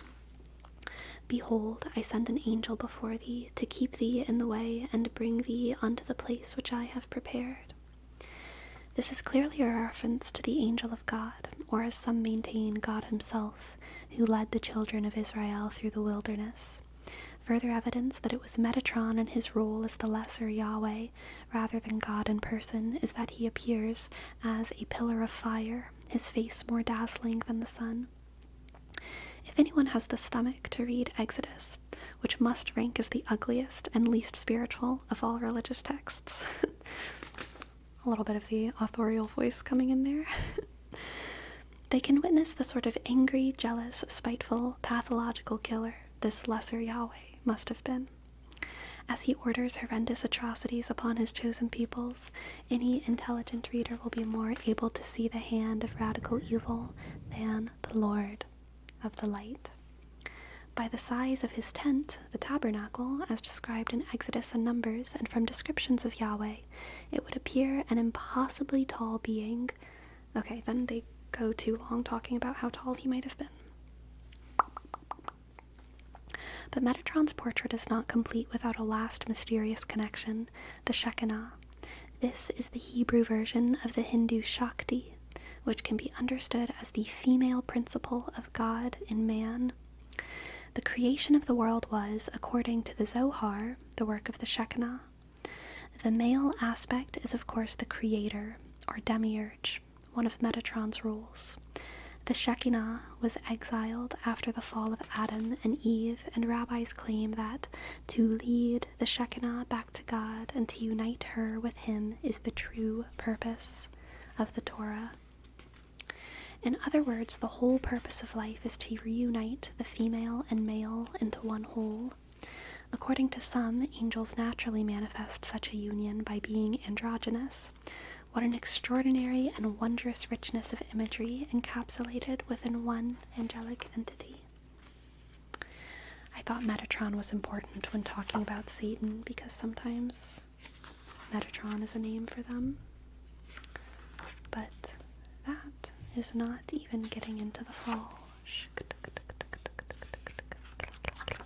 Thank you for your bits, Sirwulp, Sirwulp, Sirwulp, Sirwulp.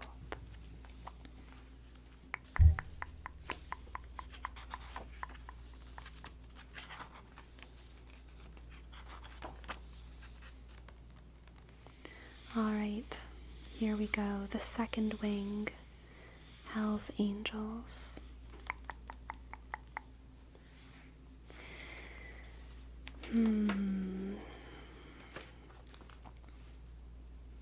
The fall of the rebel angels is a subject which priests and theologians have been at considerable pains to explain away.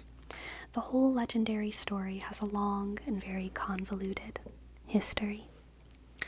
The early Hebrews attributed everything which happened everywhere, whether in heaven or on earth, to one God. The evolution of a single separate force for evil which opposed the one good God only began 200 years before the birth of Christ. The Old Testament did not live in such dualistic times.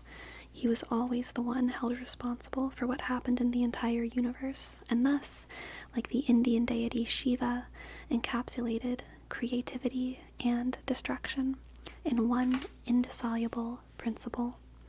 This is clearly stated in Isaiah 45:7, when God says, I form the light and create darkness. I make peace and create evil. But gradually, from the 2nd century BC onwards, the Hebrews turned from this belief in an ambivalent God to one who is only good. Although there were many variations on this monist theme, a belief in the existence of a separate evil one gradually developed.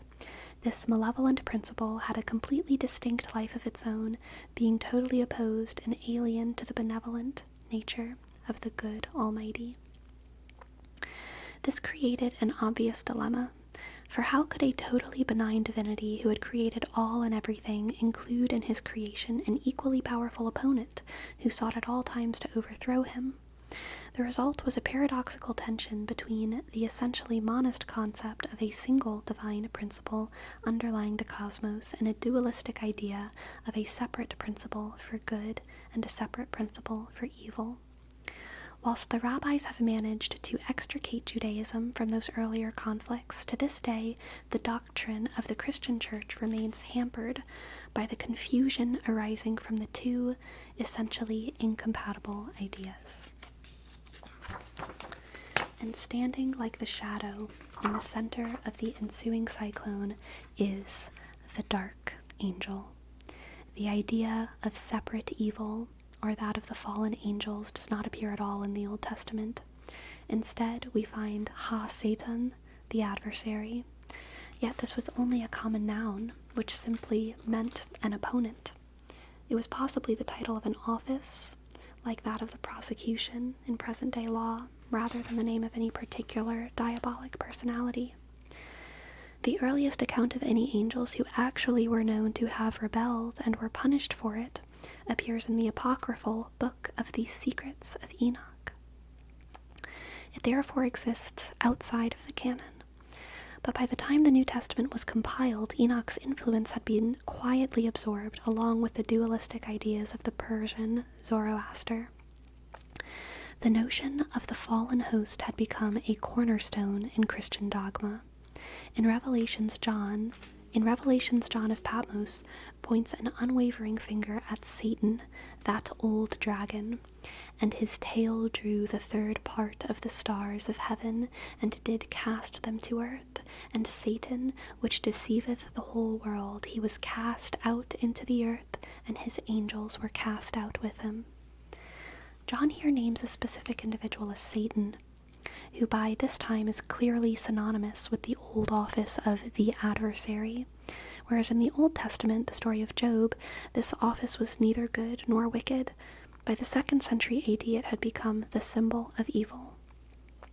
During the following 2 millennia, this separate prince of darkness was variously identified as Azazel, Mastema, Beelzebub, Belial, Duma, Seir, Salmael, Gadriel, the angel of Rome, Samael, Asmodeus, Mephistopheles, Lucifer, and the Islamic traditions as Iblis.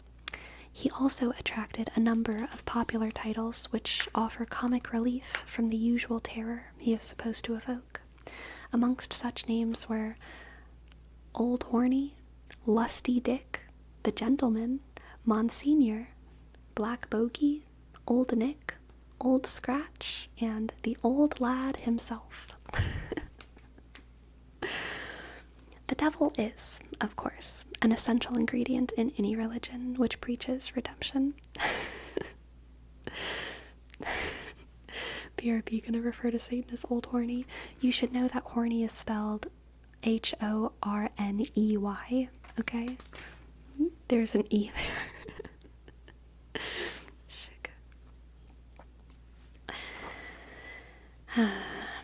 To overcome evil in the first place, one must have evil to overcome. Even a church reformer like Martin Luther insists that without the devil and the threat of damnation, there is little need for either Christ or his church. Luther's whole life was a constant war against Satan, so much that it is said that the devil slept more with him than Luther did with his own wife, Katie. There are at least 7 conflicting versions of how Satan appeared and how he managed to gather such a huge following. While Enoch only numbers 200 rebels, by the 13th century this number had soared, according to at least the pen of the Cardinal Bishop of Tusculum, to a diabolical 133,306,668. If Satan did indeed take 1/3 of the heavenly host with him, this would leave still a substantial 266,613,336 angels loyal to the throne. And yet, despite the reassurances of Isidore of Seville that the rest were confirmed in the perseverance, the rest were confirmed in the perseverance of eternal beatitude, this does not seem to be borne out by our researchers into subsequent angelic behavior. It really is a blatant bit of wishful thinking on the part of the medieval writer, for we discover that even long after the fall of the Almighty was heard muttering about the folly and untrustworthiness of his servants. All the evidence points to the incontrovertible fact that angels really are extremely vulnerable to corruption when in the company of human beings. It is difficult to make out whether it is the wanton nature of the manifest material world which corrodes their armor of righteousness, or whether there is some magnetic field within the flesh that plays havoc with their virtuous compasses. Whatever the cause, angels are unquestionably susceptible to a friendship of the thighs, and in being so always run a high risk of falling flat on their faces when encountering a pretty woman. The Hebrews apparently had a soft spot for the sins of the flesh, and were far more liberal in their views on the subject of lust than their Christian brothers. However, to the Jew, the sin of disobedience was an altogether different matter. Their God, Yahweh, exhibited an almost obsessive worry about it. Disobedience, especially amongst those he had created, touched a very sensitive spot on his divine person, if we can judge by his often rash reactions when someone actually said no. Even if later he publicly repented of his haste, considerable and often irreparable damage was usually done. Disobedience was adopted by the Christians as the original sin, and was of course the reason for the fall of Adam and Eve. It is also listed as one of the 7 possible reasons why the angels fell. We will now briefly examine 7 of the legends of the fall. Do you all want me to go through all 7 legends of the fall? Because there's 7 of them. We're just getting started. PK and the Understanding. Thank you so much. Thank you so much. Thank you so much for your raid. We are going overtime tonight. I'm so freaking obsessed with angel folklore, though.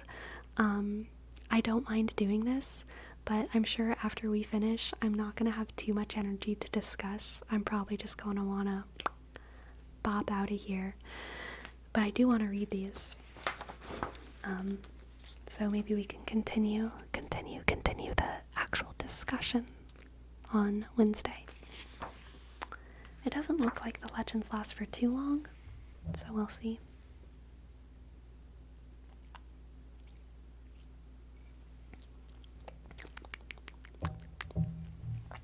Okay. Legend 1. The Shadow of God. Originally, the devil was the dark aspect of God. Mal'ak represented the side of God which was turned towards humanity. This concept was oddly translated into Greek as angelos, or messenger. This emissary was actually the shadow side of God, which was able to communicate with mortals, the bright side being too fierce for humans to bear. As the Hebrew religion developed, so the shadow evolved, first into the word, the voice, or touch of God, and then into a separate entity having its own free will. However, with separation, the dark, destructive aspect became predominant. By the time the New Testament was compiled, the shadow had passed through the intermediate stage of Satan, the neutral adversary, to become Satan, the evil opponent of the good God. We see the change clearly when comparing early biblical accounts with later versions and translations.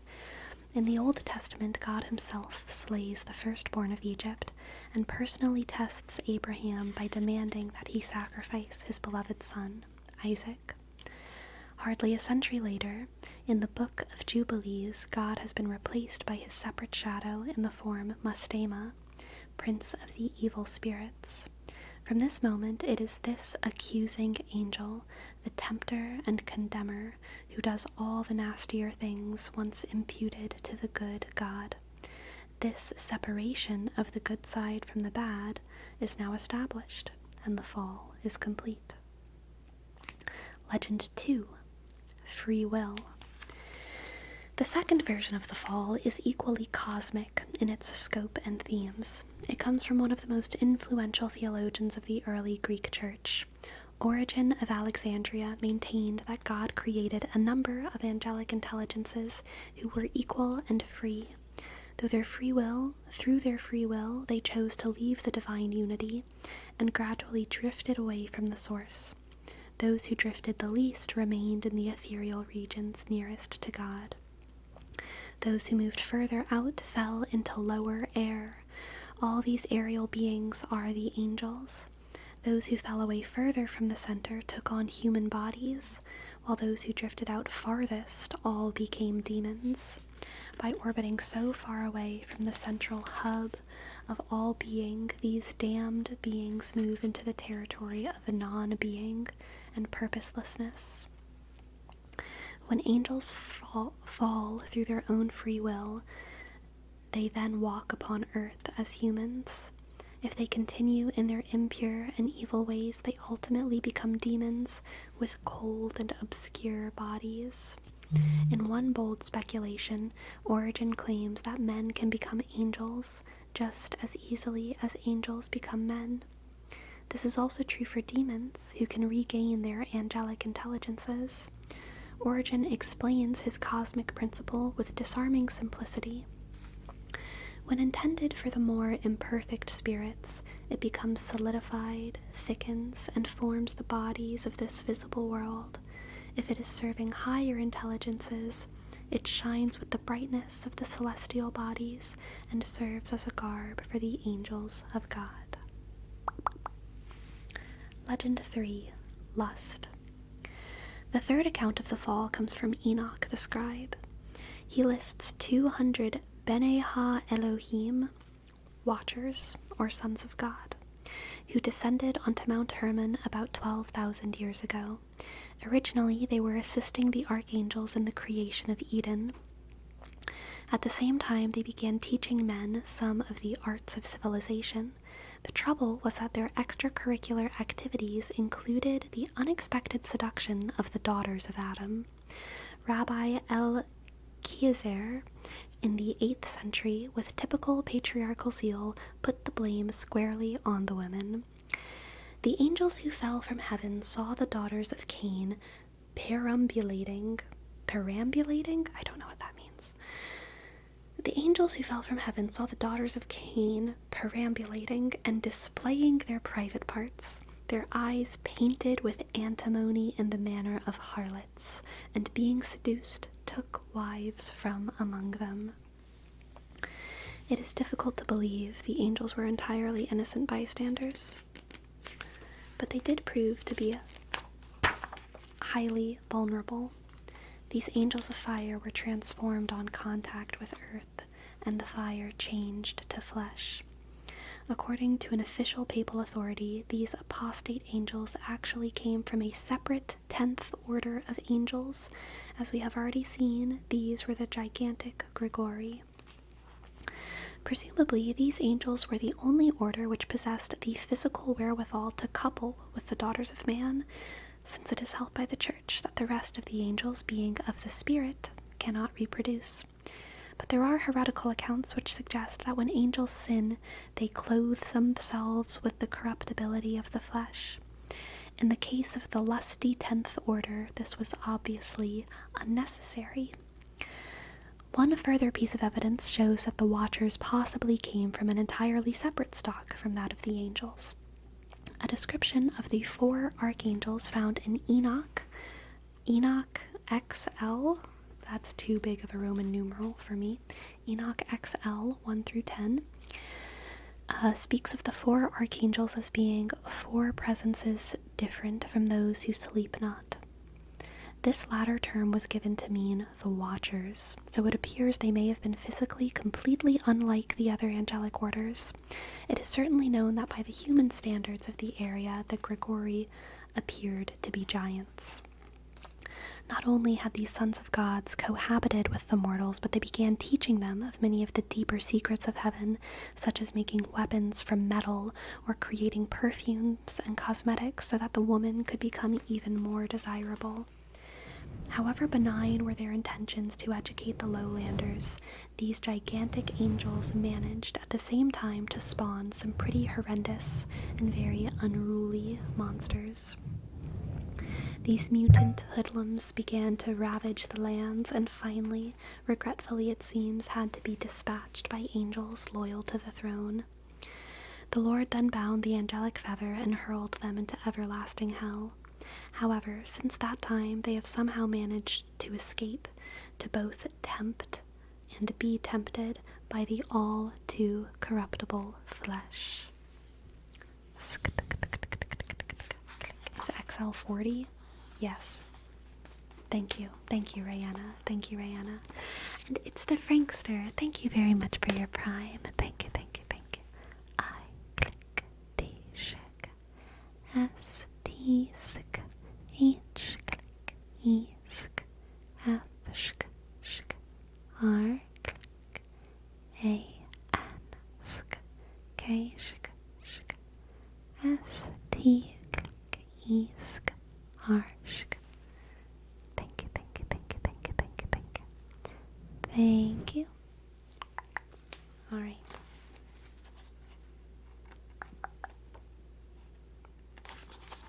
Where was I? That was the third.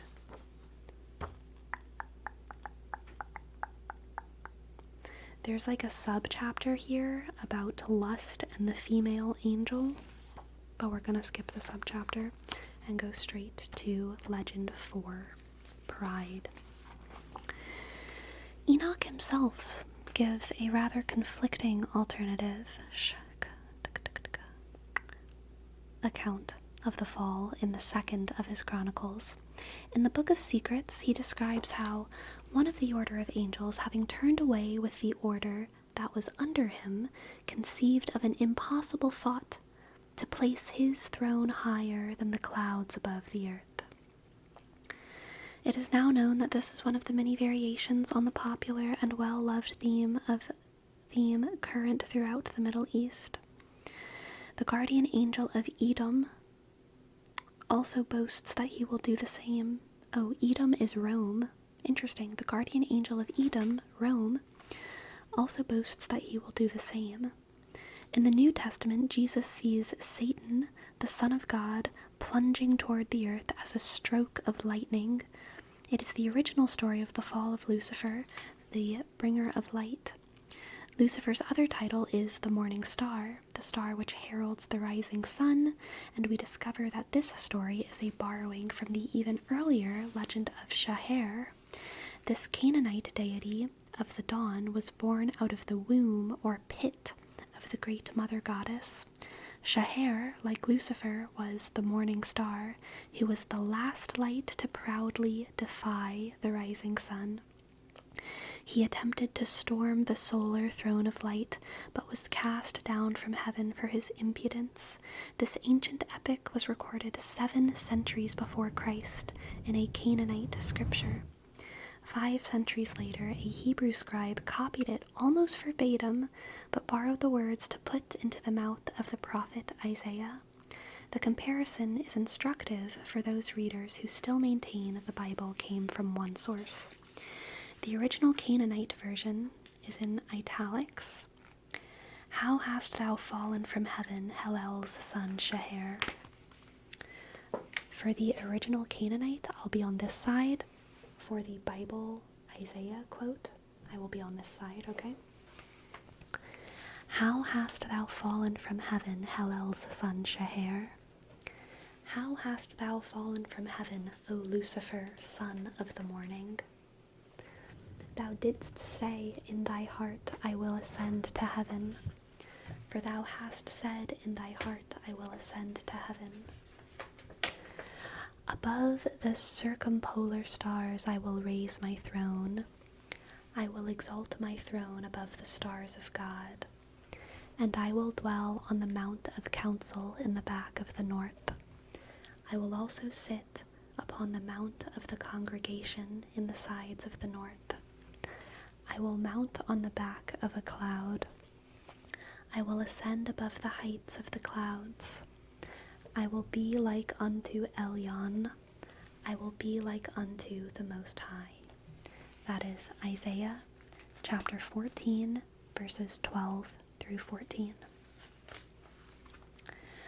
Barbara Walker makes a nice point in her epic Women's Encyclopedia. The biblical writer further told Lucifer, "Thou shalt be brought down to hell, to the sides of the pit." This pit was the same as Hellel, or Asherah, the god's own mother bride, and his descendant as a lightning serpent into her pit represented fertilization of the abyss by a masculine fire from heaven. In short, the Lightbringer challenged the supreme solar god by seeking the favors of the mother. This divine rivalry explains the so-called sin of Lucifer, hubris, which church fathers translated as pride. But its real meaning was sexual passion. We also might see the phallic lightning bolt as an expression of Lucifer's role as prince of the power of air. The story is almost identical to the one in which the guardian angel of Edom, Rome, boasts that he will be like the All-High. In the New Testament, it is essentially the same tale when Jesus sees Satan, the Son of God, plunging towards earth as a stroke of lightning. There are many later variations upon this theme. In a mystery play of the 13th century, God is said to have created Lucifer as the highest angel, second in glory only to God himself. I make you closest to me. I make you closest to me of all the powers, master and mirror of my might. I create you beautiful in bliss and name you Lucifer, bearer of light. Lucifer sees himself in the mirror and agrees, "Aha, that I am wondrous bright," and his beauteous head is turned. "A worthier Lord, forsooth, am I, and ever worthier than he, in evidence that I am worthier. I will go sit on God's throne." Shk. On finding Lucifer seated on the throne and basking in his own self-glory, God is furious and hurls himself from heaven. This theme is taken up by Milton 300 years later. Lucifer from heaven, so call him, brighter once amidst the host of angels than that stars the stars among, fell with his flaming legions through the deep into his place. They fell thick as autumn leaves, with cherub and seraph rolling in the flood. 9 days they fell, confounded chaos roared. That's from Paradise Lost, Paradise Lost, Paradise Lost. Legend number 5. War. At the beginning of the world, some say on the second day of creation, there was a tremendous battle in heaven. God had created the angels with free will, but he observed they were fallible.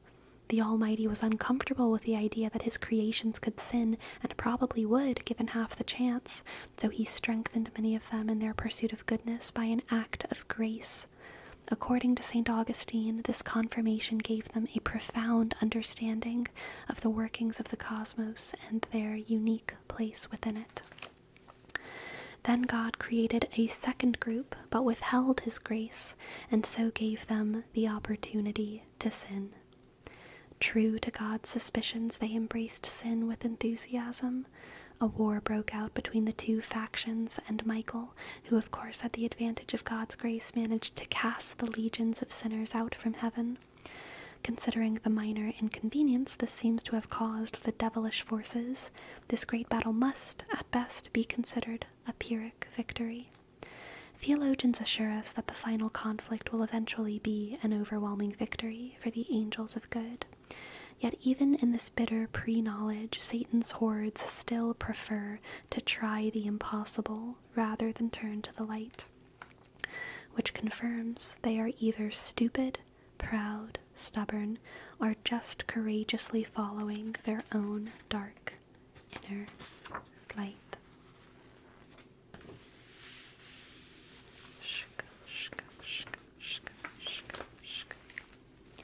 Legend 6. The Passion of the Redeemer. The Passion of the Redeemer.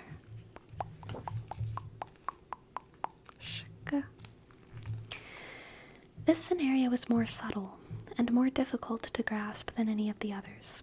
This play opens with the devil and his angels already separated from God.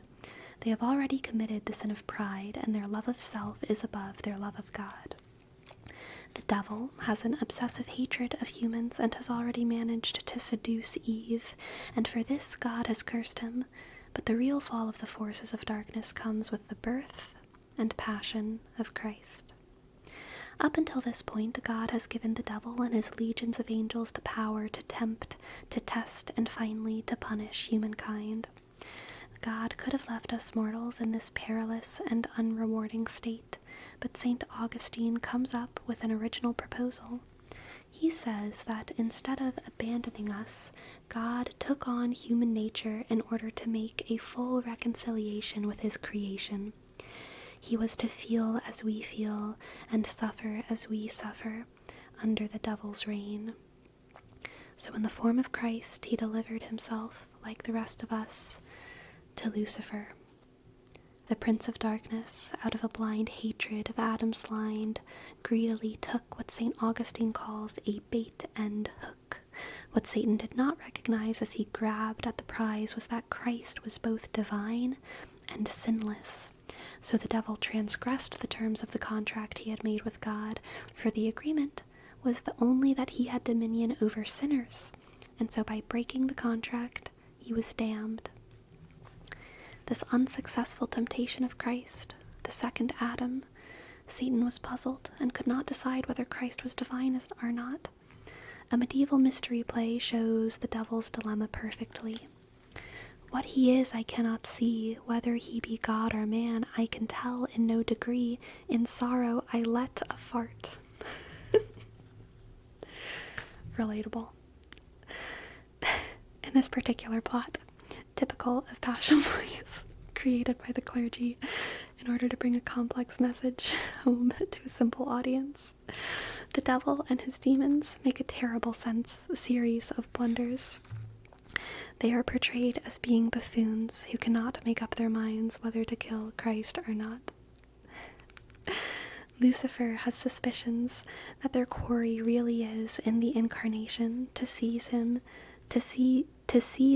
will bring ruin upon them all. When Satan finally tries to seize Christ's soul, the trap is sprung, for instead of grabbing an unfortunate sinner, they find God instead.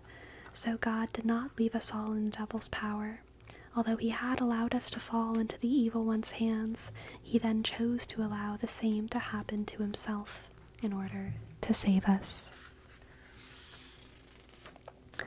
When God, as Christ, harrows hell to release those souls who had not... I skipped a page. No, I didn't.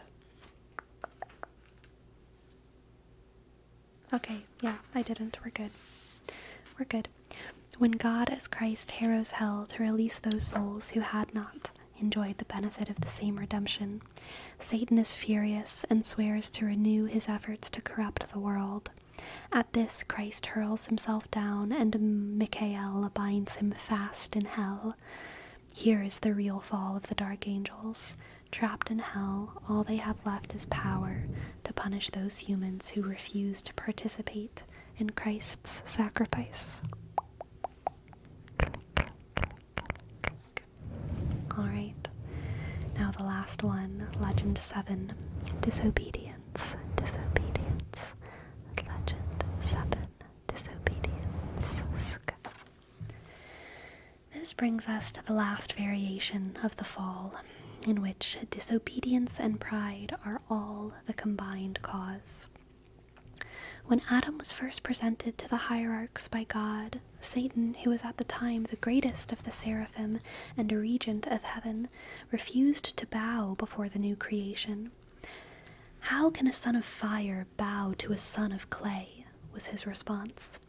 The divine sculptor was not amused at such poor critical response to his masterpiece, and his reaction was characteristically swift. As he flung his ex-regent into the abyss, 1/3 of the angels chose to follow Satan. But there is a far more poignant Sufi version of this story. In this, Satan is seen as the angel who loved God the most. And when God created the angels, he told them to bow to no one but himself. Then he created Adam, who he considered higher than the angels. He commanded them to bow before the new figure, forgetting his previous commandment. Satan refused, partly because he couldn't disobey the first commandment, but also because he would only bow to his beloved God. God, who has a long record of being a hasty judge of character or motive, didn't understand Satan's dilemma and cast him from heaven. The worst pain of hell for Satan was the absence of the beloved. All Satan has left is the eternal echo of God's angry last words and the merest lingering trace of his passing. Hell is the terrible loneliness of separation from love. In this story, Satan becomes the jealous lover who loathes man as the new object of God's love and the one which has replaced himself.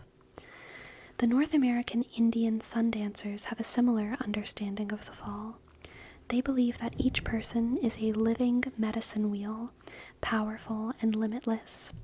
Each of us is in reality a power as in one of the orders of angels. Each of us in reality is a power which possesses boundless, unimaginable energy. But we have chosen to learn the lessons of limitation through being encapsulated in a body with finite boundaries. This created a new experience of separateness and loneliness. Only by understanding the illusory nature of this experience can a sense of being one with the divine be reawakened. This is also the significance of the parable of the prodigal son, who had to leave his father's house in order to realize what he had lost. This one is of the more poignant underlying themes of the fall, and one which puts Satan in a very different light.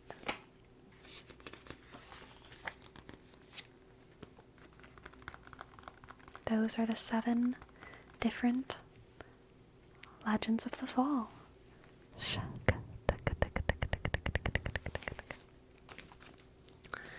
Again, this is Angels, an Endangered Species by Malcolm Goldwyn. That was just a tiny little taste, a tiny little taste, a tiny little taste. I love this book. If you are interested in angels and hell and heaven and history and art, I mean, I recommend it. I recommend it. It's very thorough. It's very thorough.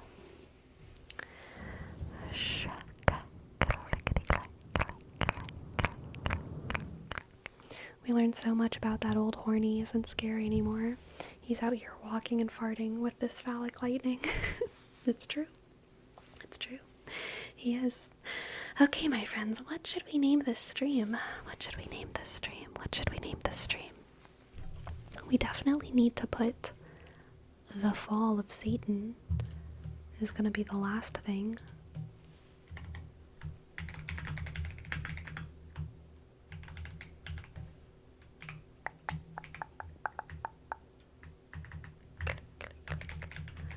Oracle readings.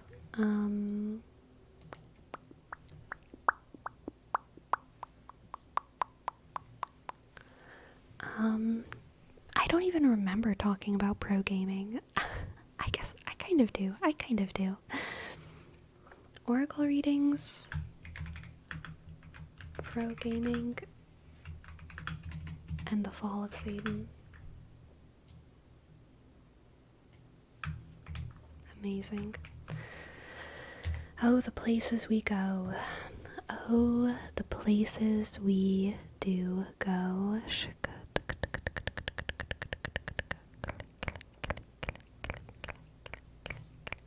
The places we go.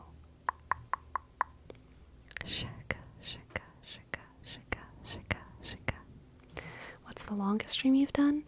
I did a subathon once, which was a couple days of like 14 hours. I think I was streaming for 14 hours a day whenever I was doing subathon, right? Let's read.